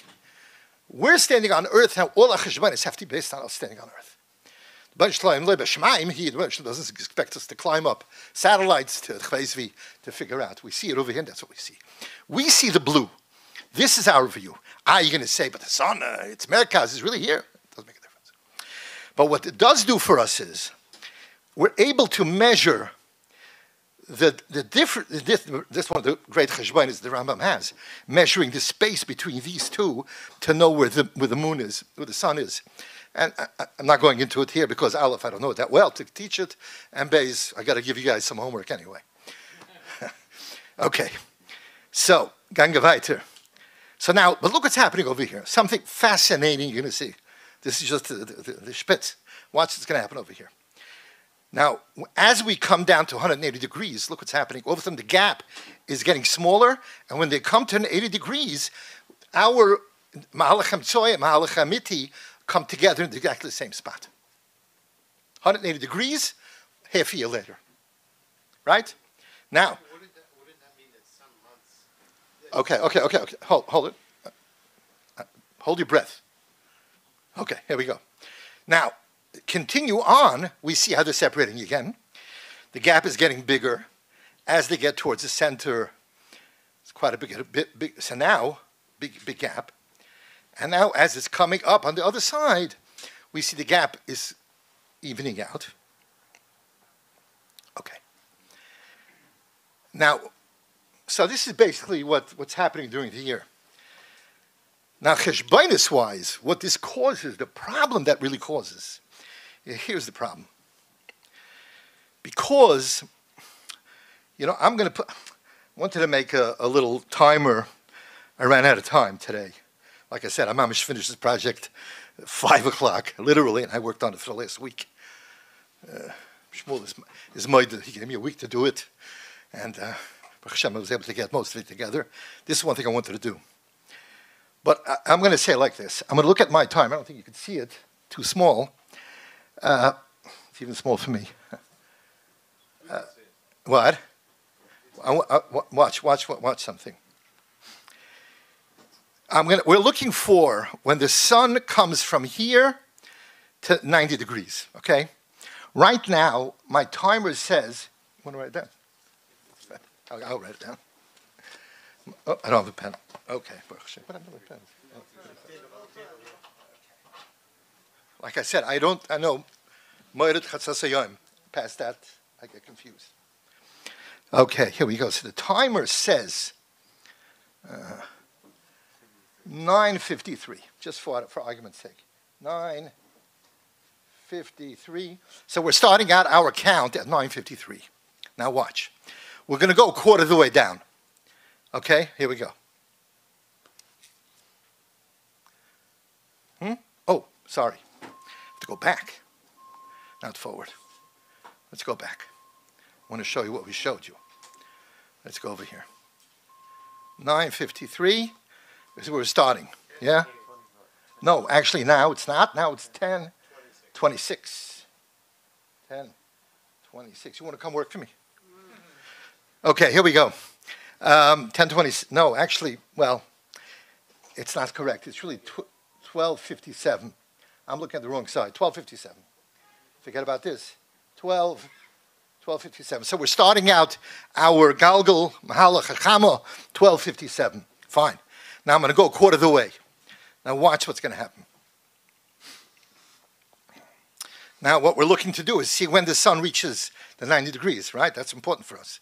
So we'll stop it right here, right? Now let's see what the timer says. 13:08.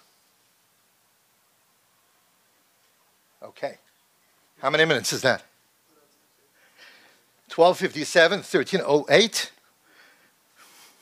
43, 43, 52, 51, right?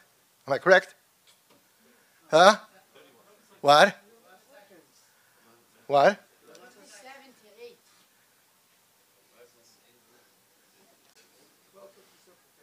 12:57 to 13:08 is how much? 11 seconds, right? Okay, good. Yeah, you're right. Okay, good. 11 seconds. So it took us from up here to down here, it took us 11 seconds, right? Okay. Now let's continue to down to 180 degrees. Let's watch what's happening.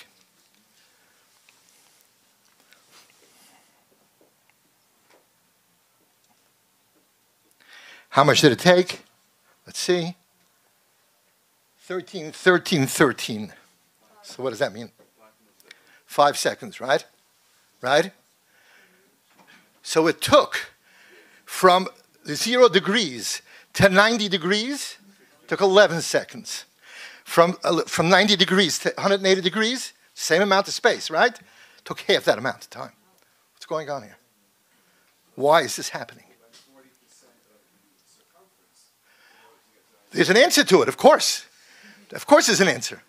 But just looking at the visual, something is going on over here. And this is exactly what the Rambam is dealing with. Why is it that this half is less, is quicker rather, and the upper half is slower?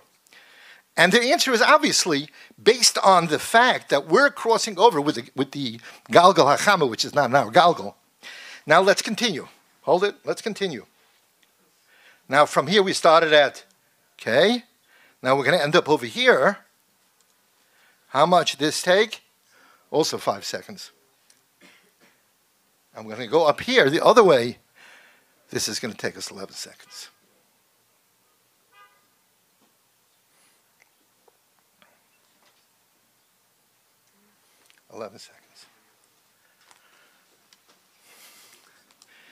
So it tells us, now obviously this is based on my model, but my model is exaggerated. But over a year time, it shows you how the sun and the earth are not synchronized to the day 24 hours on a perfect way.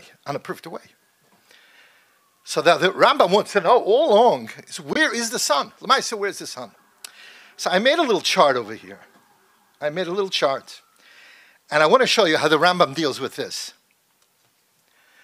The position of the sun from Mokom Gevoya Hashemesh. Okay? So he tells us like this. The Rambam tells us like this. Oh, I wish I could show you both at the same time. Yeah, we'll just do this. So, here we go. So, from the beginning is 0, right? 0 miles.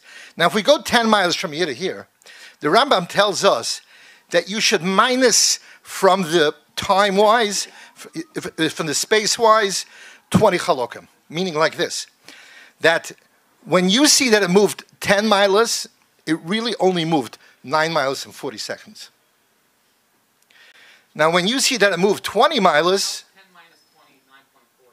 oh, excellent. Sorry, I forgot to say. Chalokim, there are 60 chalokim in a mila.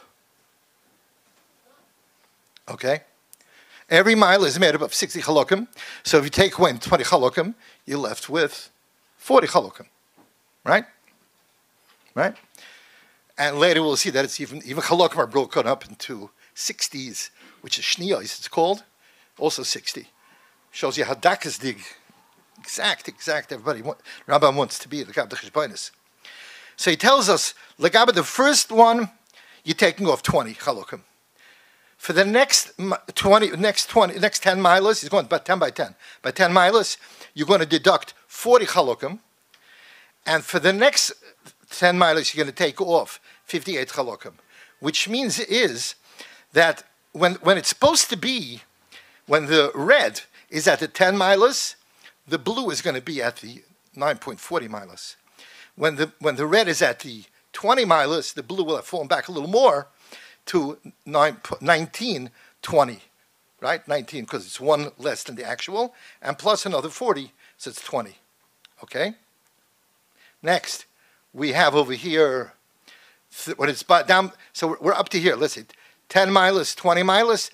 Let's say this is 30 miles over here. So when you're down to here, he tells you, let's actually do it. Let's see what happens, how it looks over here by us. Let's go back.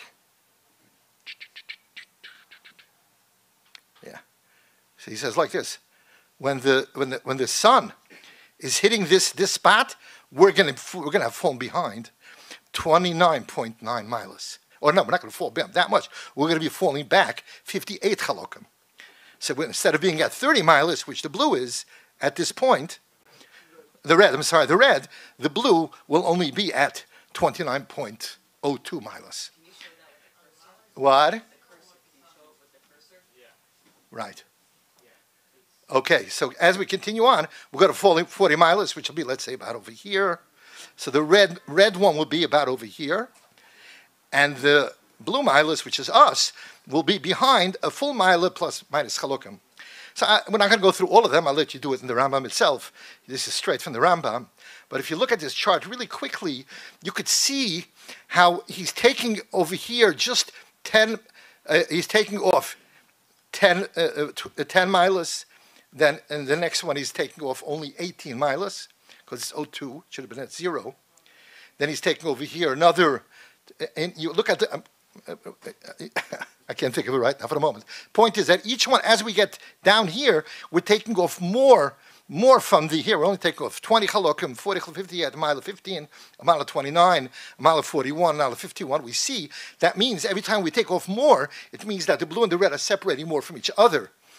And that shows us where position it is inside the big mile. Because by being in control of knowing how far these have separated from each other, and then Rambam is giving us the exact cheshbon, how to make the cheshbonis, then we could know how and where the sun is going to be compared to the red and the blue for what we're talking about.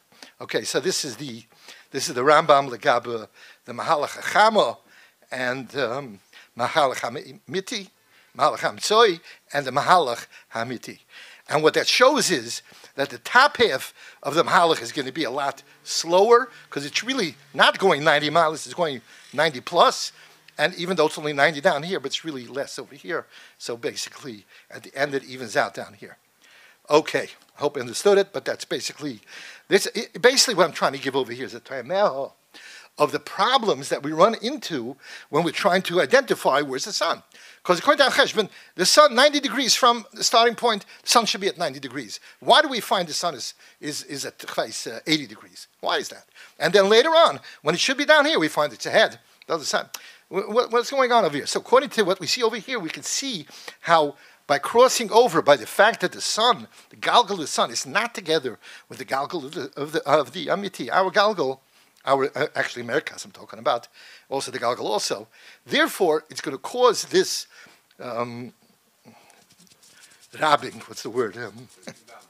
What? Imbalance, thank you.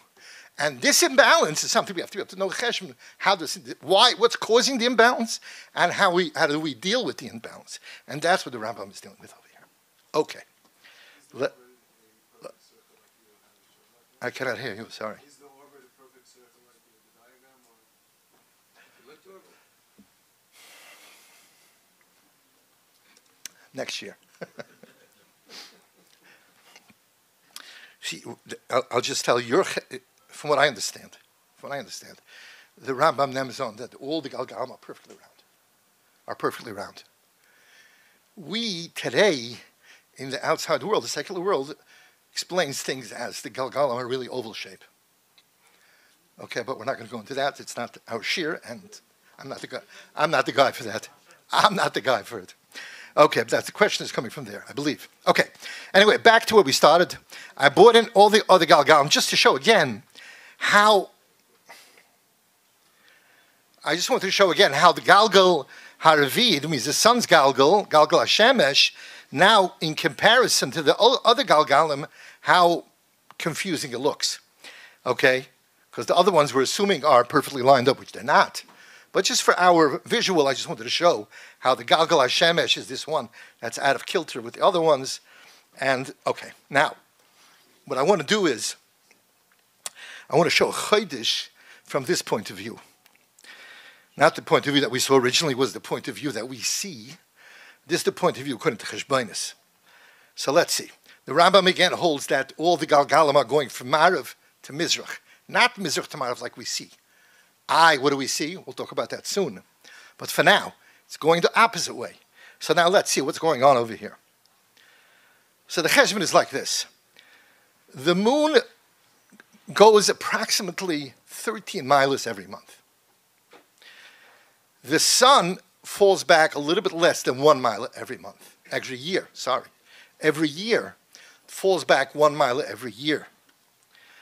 So let's see what's happening over here.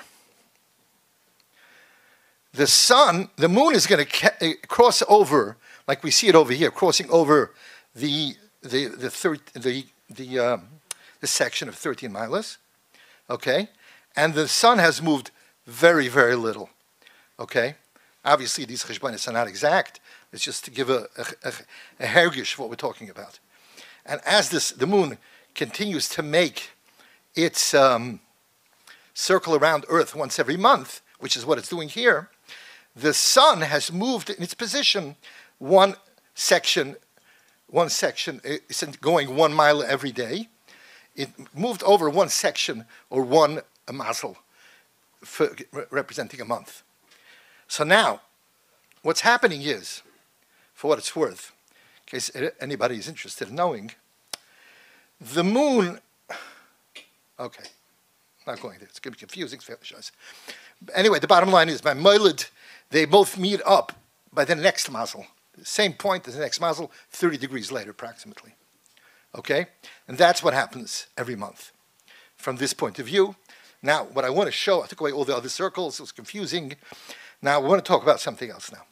There's one more galgal that we didn't talk about throughout this whole time, and that's going to solve all our questions, I hope. It should. And that's called the galgal hachi. Galgal hachi is an outside galgal, which basically encompasses all the other galgalim in the world. In all Marechsa Shemayim, all around, everything is controlled, so to speak, by this galgal. So whatever this galgal is going to do, all the little galgalim inside it will do more or less the same thing, even though they're doing the opposite technically. But being that they're sitting inside this massive galgal hachi, they're going to have to go along with that. They don't have a choice. So the galgal hachi is really the only one that goes, like we saw, from Mizrach to Ma'ariv. So the galgal hachi is going, again, galgal hachi is the outside galgal that basically encompasses everything else inside of the Shemayim v'Oretz. Okay? All the galgalim, all the stars, all the Shemesh, alles is controlled by the galgal hachi. And the galgal hachi goes from Mizrach to Ma'ariv. Memela, we're going to see as if everything really is going from Mizrach to Ma'ariv. Even though individually they have their own natiyas. And as we saw, individually, if you let the moon by itself, let the sun by itself, they're clearly going the other way. So now, what is that? What's meant us? Let's see what's happening. Lamazem. The earth does not move because the Galgal HaChi, as we said with the Galgal HaMazolois, it's Merkaz, it's right in the middle of the earth. So the earth is not moving. Ha'aretz Olam Hamedes, the earth does not move. It's always in Merech Shemayim, which is controlled by the Galgal HaChi. That is controlling all the Mazolois and all the Kachavim and planets, sun, moon, Alaskits. So now if we look at the Galgal HaChi, how it's affecting everybody, it's basically affecting everything inside here. Even this angle of this elliptic over here that we see here of the Galgal HaChama, everything is controlled based on this Galgal HaChi. Okay?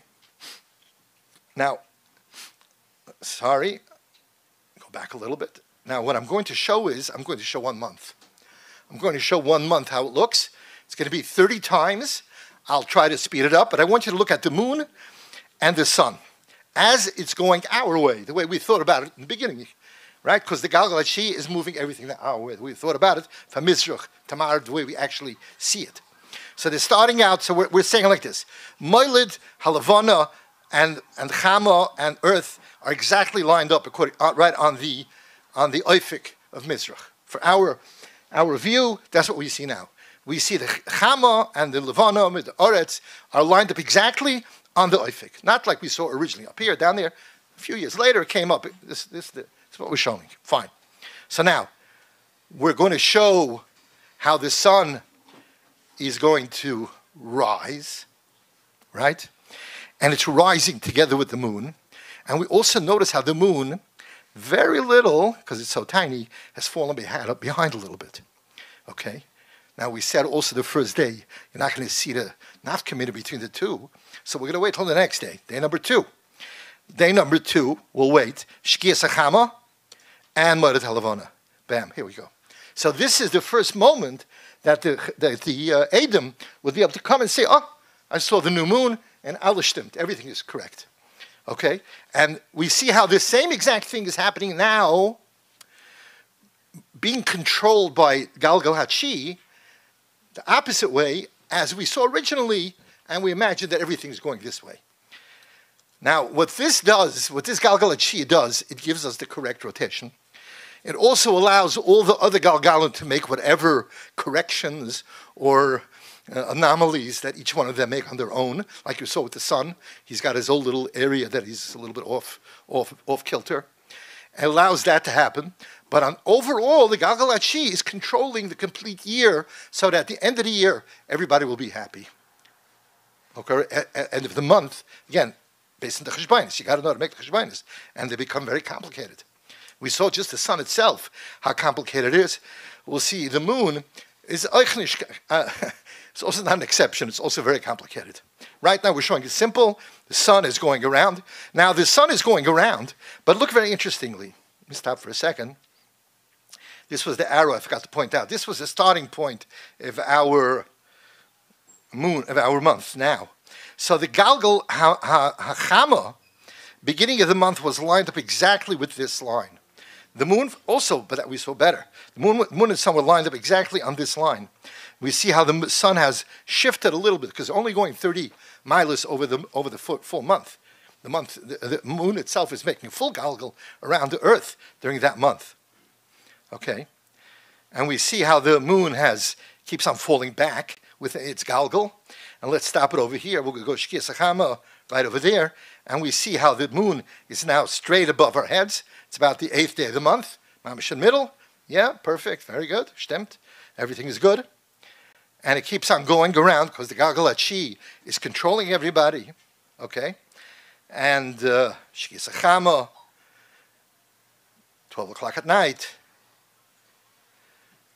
Lis Shachar, Netzachama, right? And finally the moon shows up. And here, Shkia Sachama, the moon is nicely on top, large. Okay, I'm going to go a little quicker because it's getting late. Okay, let's continue on to the 14th day. Just because I want to show you the 15th day.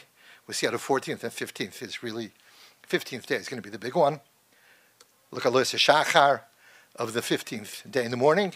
Let's do it by Shkia. Right over there. So we see that the 15th day, the sun and the moon are exact opposite sides of the sky. The sun on one side is Shekeah, and the moon on the other side is Oila. And of course, the earth is right smack in the middle between them. And we see the full moon. We see the full moon right over here, facing us. Okay? And we notice, by the way, how the space or the distance between the earth and the sun throughout this time is changing as we're moving along. It's changing very little, but it's changing a little bit. It's hard to see it because it's so tiny. Okay.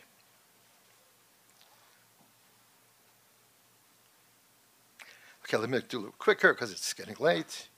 We'll go to the end of the month.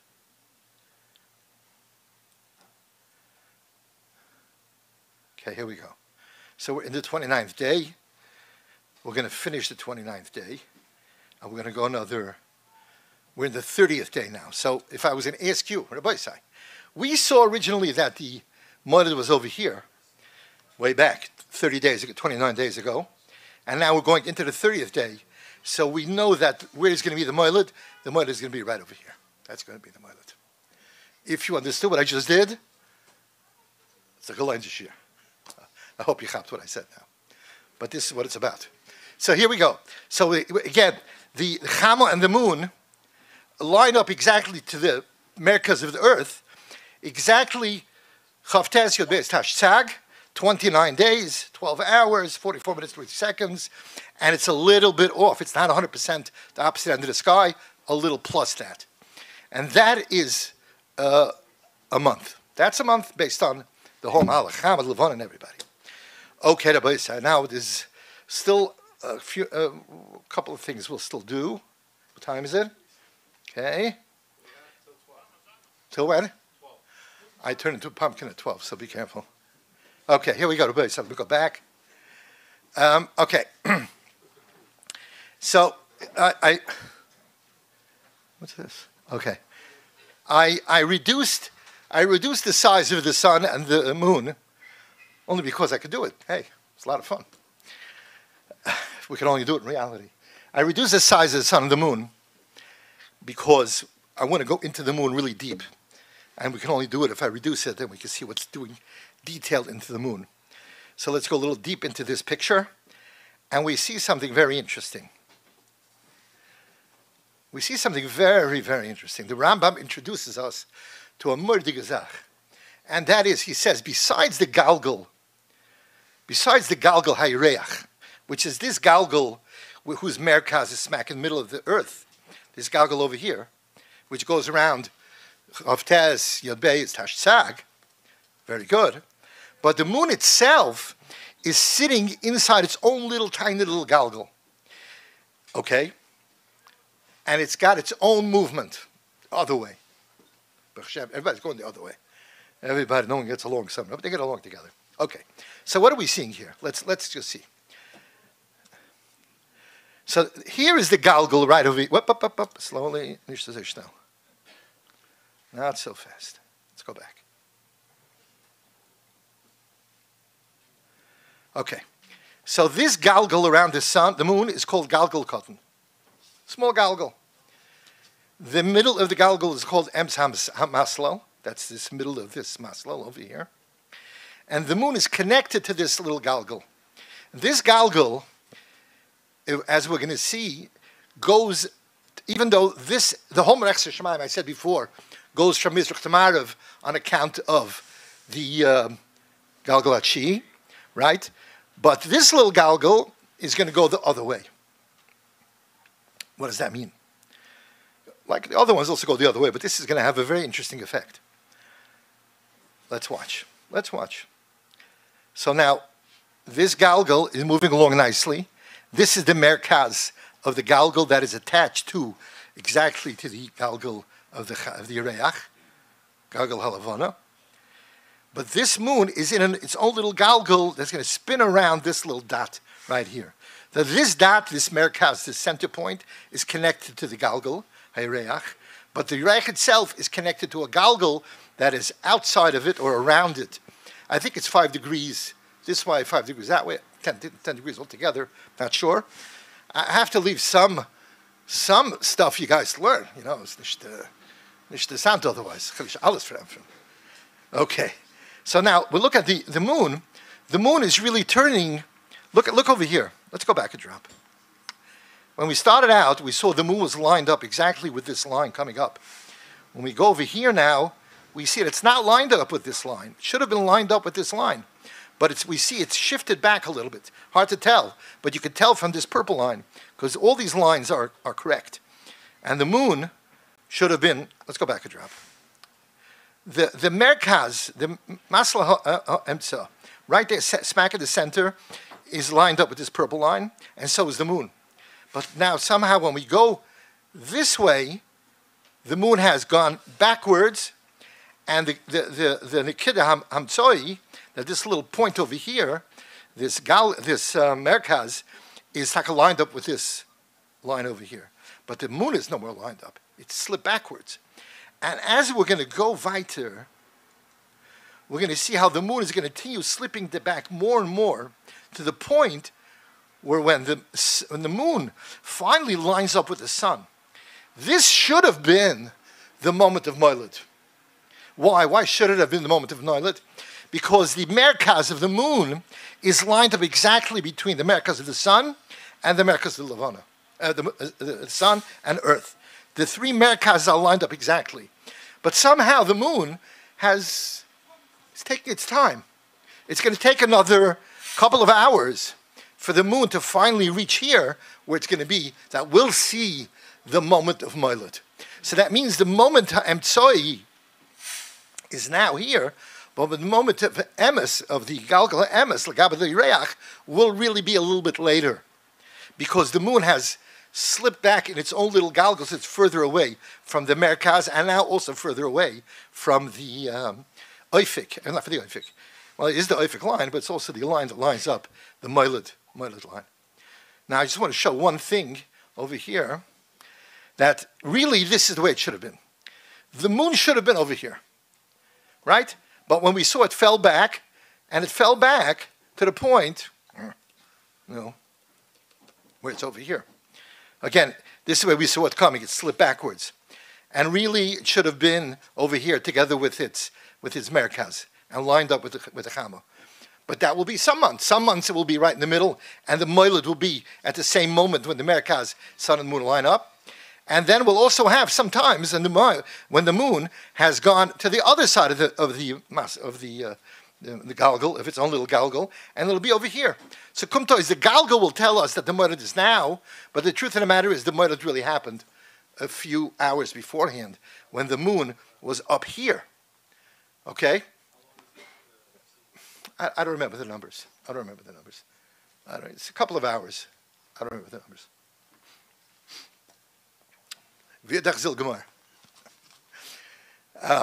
Okay.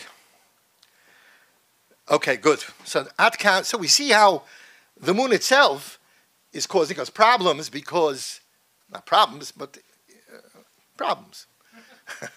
Because we're never really sure 100% if it's always going to be Chav Tes, it's always going to be Yud Beis, but Tash Sag will be a little bit before, sometimes a little bit afterwards. The Gemara says, Yad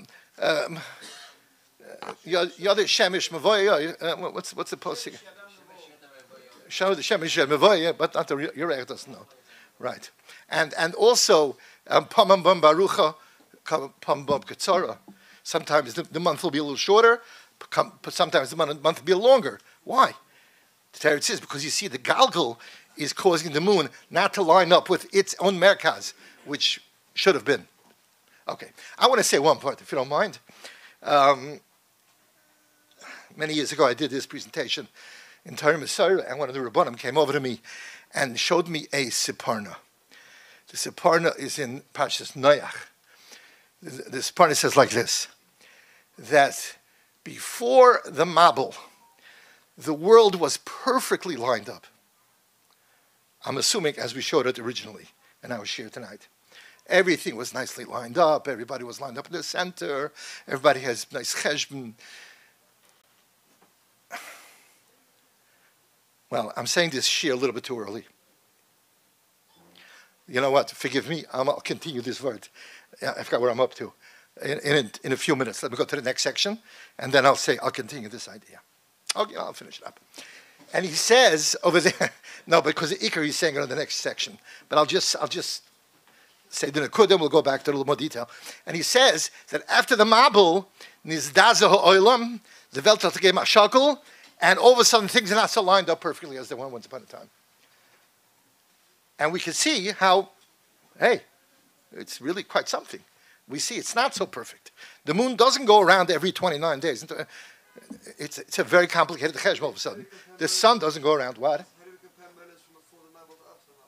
I can't do it. I wasn't there, so I don't know. It's a good kasha. I don't know the answer. It's a good kasha. That's a good kasha. I don't know. We don't make the kasha from them. The Rambam gives, I know, you're right. But the Rambam gives a date that he tinies that everybody should make cheshbonis from that date. And that date is when he calls it, you know what I'm talking about? What? No. I know, but he made the cheshbon already. So we don't have to, no. But he made the cheshbon. We don't have to make the cheshbon. Rambam did us a big favor because you're right. Who knows? I can't even imagine how you made it. The Rambam gives us, he calls it the, something Iker. I have a staple right over the words. Shanas Iker calls it. And he tinies that everybody should use his cheshbonis and start at that point. And that date, for what it's worth, is Gimel Nisan Dal Dalofim Tov Kuf Lamet Ches Leil Chamishi. He says all cheshbonis you're going to make based on what I gave you. Start from that point. You don't have to go back to Bris Oilam Mikoyach your kasha because I don't know. You're right. I don't even know how you go about it. I believe that we're doing this based on where the Masalas were when the world was created. It's true because the Masalas shifted. You're right. By the way, you're right. But let's not go there because it's above my grade, pay grade. Okay. Anyway, everybody say. Okay, here we go. So let's go weiter. So now what I want to go is I want to go into the concept that there is such a thing as a celestial equator.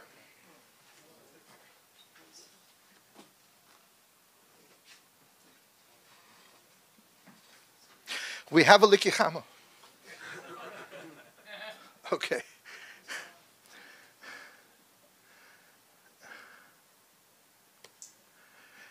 We have what's called a celestial equator. Celestial equator is, for all practical purposes, it's the equator, our equator. If you would extend that out till outer space, that's called the celestial equator. It's the equator of everything. And that's this line over here. It's really lined up with the equator of the Earth, which is right in the middle over here. A little hard to see because we have the mazolis covering it up. But basically, it's the celestial equator. And we're looking at it now. It's exactly, we'll call it 0 degrees, for argument's sake. Fine. This up here, 0 degrees. Fine. Now, going to the Separna, who says that after the Mabul Nizdaza ha'olam, the Welt hat gegeben a shakel, and things were shifted out of place, what happened was that the Earth tilted, how many degrees? 23.5 degrees. Now let's see what that means. Let's see what that means. Here we go, 23 degrees. Okay. There was no tilt, exactly. Oh, so that's what I wanted to get to. So the Separna, guys, too quick for me. The Separna says an unbelievable zach. He says that before the Mabul, since everything was perfectly lined up, that means the sun always went around the equator. That means we always had spring season. Equator equals spring season. That means HACHODESH Aviv, spring season. That means the world always had spring season, the most beautiful weather. There was always enough food. The weather was gorgeous. The world was perfect before the Mabul. And then he says, but what happened was that people had too much time in their hands. Didn't have to work so hard. Everything grew nicely, green by itself. It was a rachkeit, a richness in the world. And the brought right? People had too much time in their hands, and eventually that's what brought about the chet of the Mabul. And that's why the Bani Shalom shifted it. Now there's going to be 4 seasons. Now, what's pshat 4 seasons is what we're going to go into now. How do you get 4 seasons out of this? So basically, but again, so the tilt of the world now is 23. That means like this. You can look at it as the whole, again, according to the Rambam, everything was shifted 23 degrees, and the Oris Olam Amedes stands in the middle, and the world itself does not necessarily move, but all the Galgalim and everything else moved. It does make a difference which way you look at it, but okay, so this is 23 degrees tilt. This used to be the center, lined up with the red. Now it's separated. Okay, and this is called, by the way, just for what it's worth, it's called the ecliptic. So this, they call it ecliptic. Zehestis, Kodesh Yisrael. Okay. So I want to show it a different angle, just shifting it around a little bit. And we're seeing how the Galgal Hashmini Hachi is turning everything around Earth, all the mazolois, all the planets, everything. I'm going to take it all away so we can see easier what's actually going on. I took away the mazolois. We can see a little more clear. Okay. So now we arrive to the concept of Tekufas Shoshana. How is it that the tilt of 23 degrees brought about 4 seasons, right? Okay. So again, we'll start from the beginning, how it was before the Mabel, or in actuality, on the day of the equinox, is Euch de selbe Zach. What does equinox mean? I'll show you. Watch. We have the sun right above the equator, right? It's shining on half of the world, but we're not concerned with that now for the moment, right? And we're more concerned with where is the sun b'negeya, the equator. So let's watch. Now we know the sun goes around Earth, goes around like this on the equator. It basically travels around the equator throughout always, before the Mabel. But for now, it's driving around the equator. Okay, here we go. And this is the way it looks. So if we go just to drop back, you could say that at this moment, it's Aloy Sashach, or no, Fakenetzachama. And you see, Taka, this part of the globe is becoming lit up because it's facing where the sun is coming up. Fine. And about over here, let's say about over here, it's 12 o'clock, let's say. Why 12 o'clock? 1, 2, 3, 4, 5, 6. So it's 12 o'clock. Fine. And we see as the sun goes down, right? If you would live over here, night comes into where you live, and then you're right enveloped by the night. Fine. Okay, I think everyone understands this. We don't have to go too far. Okay, now let's watch something very, I think, fascinating, because I remember when I was learning it and I made the model, it brought out something that I didn't chap was unbelievable. So I hope to chaps also how unbelievable this is. So now, let's understand. When the sun goes on the equator, on the day of the equinox, or for the Mabel, every day is going to be 12 hours day, 12 hours night. How do I know? It goes like this. Here. If here's the northern hemisphere where we live, it's Israel. Here's Europe. America's also in this Shetach on the other side. We're going to make a red dot. We're standing over here. On the exact same longitude line and latitude line, this is positive, this is negative, we're going to put a green dot for a friend who lives somewhere out in the Indian Ocean out there. Fine. But we're exactly mirror opposites of each other from the equator. Okay? Now the sun is going to go right down the center. What we have to look for is how this night-day line, this line over here, how right now it's exactly the same for us in the northern hemisphere and for our friend in the southern hemisphere. Okay? So let's watch this. Let's keep an eye on these two ideas. Us, our friend, and how this line is being affected by the position of the sun. I'll go once, I'll do it twice. But here we go. Watch. So this is going to be the first day. Okay? Okay, here we go. Now, let me stop for a second. Now, according to what I said before, I didn't say it, sorry. We showed it the first time. Let's go back again. The first time we showed how the sun was going exactly on the equator. And therefore, the day-night line was exactly lined up beautifully. And when we put in our two friends over here, it affected them exactly the same. Because the sun is going around the equator up to this point. But what happened was, as this opponent says by the Mabel, what according to we have today, is that the sun doesn't stay in this place. Doesn't go over the equator all the time. It shifts. 23 degrees Dorim and 23 degrees Safin. In other words, Mizrach Marav every day. That doesn't change. Every day, Mizrach Ma'ariv, 24 hours a day. Doesn't change. But it's going to shift towards Dorim, and that's going to give us one effect, and later on it's going to go back, and then watch. Now, watch what's going to happen. Let's watch what's going to happen. It's going to shift now towards Dorim. See, now look at this. See how the sun is not going exactly on the equator? Obviously, I'm not just doing one day, but hopping around a bunch of days. I want to more extreme.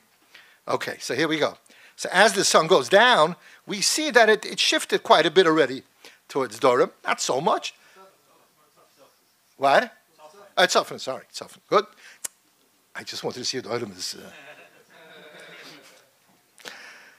When it gets past 10 o'clock, you got to do this a little bit, whether intentional or not.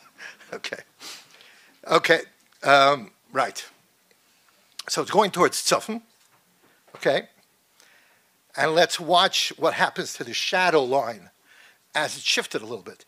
Now, being that the sun shifted a little bit towards Tzafon, all of a sudden we already see an effect that it's having on our two friends. That he is getting night a little earlier, and we still have day. Now, not that much. Let's wait, we'll explain a little better. But it's going to keep on shifting towards Tzafon. Look how much it shifted now. Let's go back a drop. At this point, where we're standing, we're about to have Alois Shachar. How do I know? Because I'm looking over here, and I see it's getting light where I'm standing. So I know it's Alois Shachar.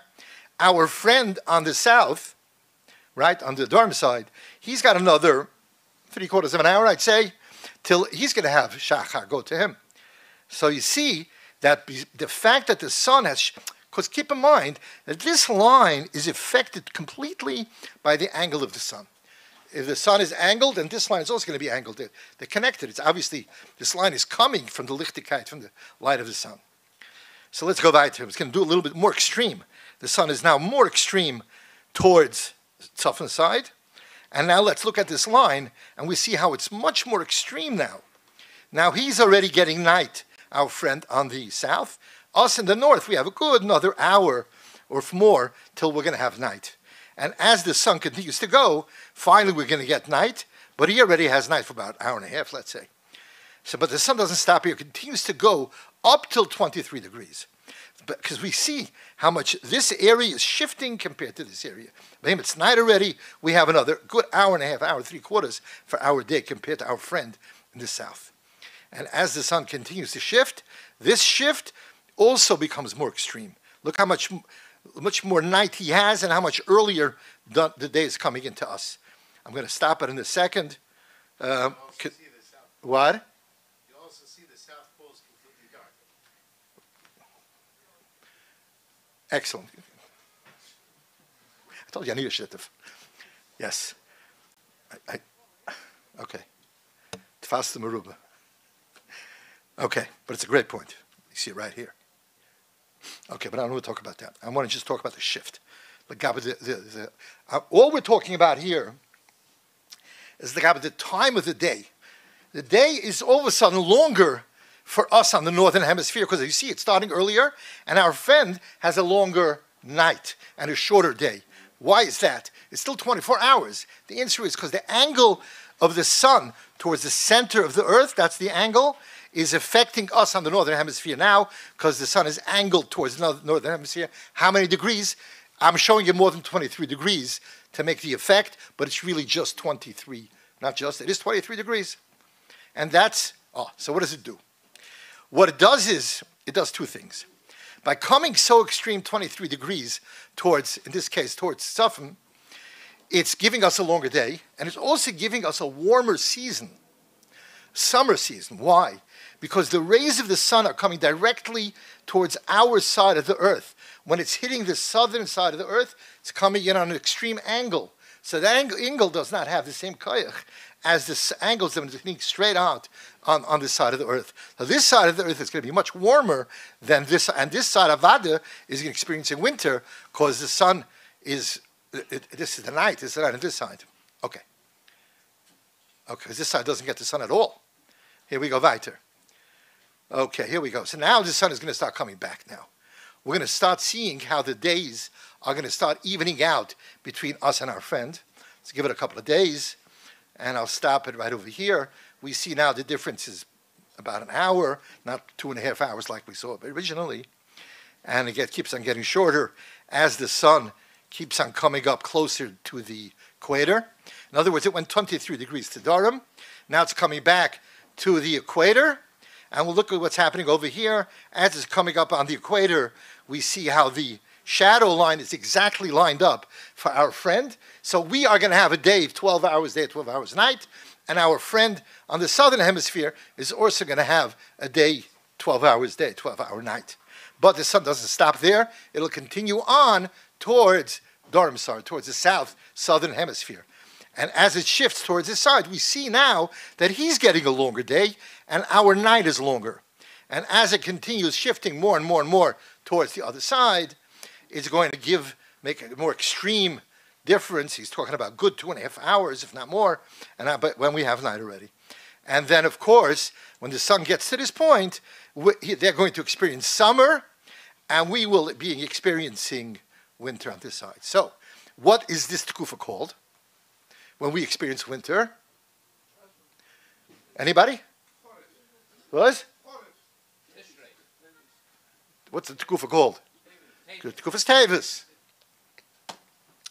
These are Rashi and Chumash. Let's go back to Kitta Dalet Hey, Vov. Who's closer to Kitta Hey? You, guys, closer to Kitta Hey, right? These are Rashi and Chumash. Rashi says that you have to put enough oil in the Mishkan, on the menorah. It should be able to burn Laila Aruchos of Tevis, because that's one of the longest nights. So we got to put enough oil for then.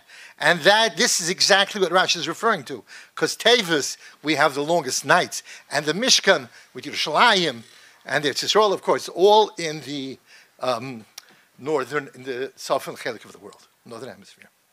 Okay. So we have the Leruchas of Tevis. Okay. And that, Rabbi said, and then once it gets to that point, extreme, on the Durham side, 23 degrees, now it's going to start coming back. And that's all happening because that 23-degree tilt. And I just want to end off with the Separna. The Separna writes that Amid Shem, Mashiach will come, the world will go back, it will be tilted back to its original position. And once again, what? Okay. And once again, everything will be perfectly lined up.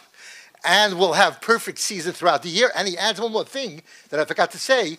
That's why people lived so long before the Mabul, so many years, because seasons were always perfect for life. And after that, things were changing seasons, it shortened our lives. And we should be zoiche, taka, that maybe we won't have to learn the shver sugi of Kiddush HACHODEsh in the Rambam. I don't know. We'll see what he says. Shkoyach for listening, everybody says. Rabbi Friedman, I want to tell you that Rabbi Friedman will do Ma'ariv now here, Minyan. Rabbi Friedman made visual, not just the Kiddush HaChodesh, also the Beis HaMikdash. But there is something more visual than his presentation. We should actually see the Beis HaMikdash. Agrees Shakayach Tziri Agudas Chabad who made this event happen, all b'schus the Irgun of Tziri Agudas Chabad, Shakayach and Rabbi Levi Hillel, Daven Ma'ariv.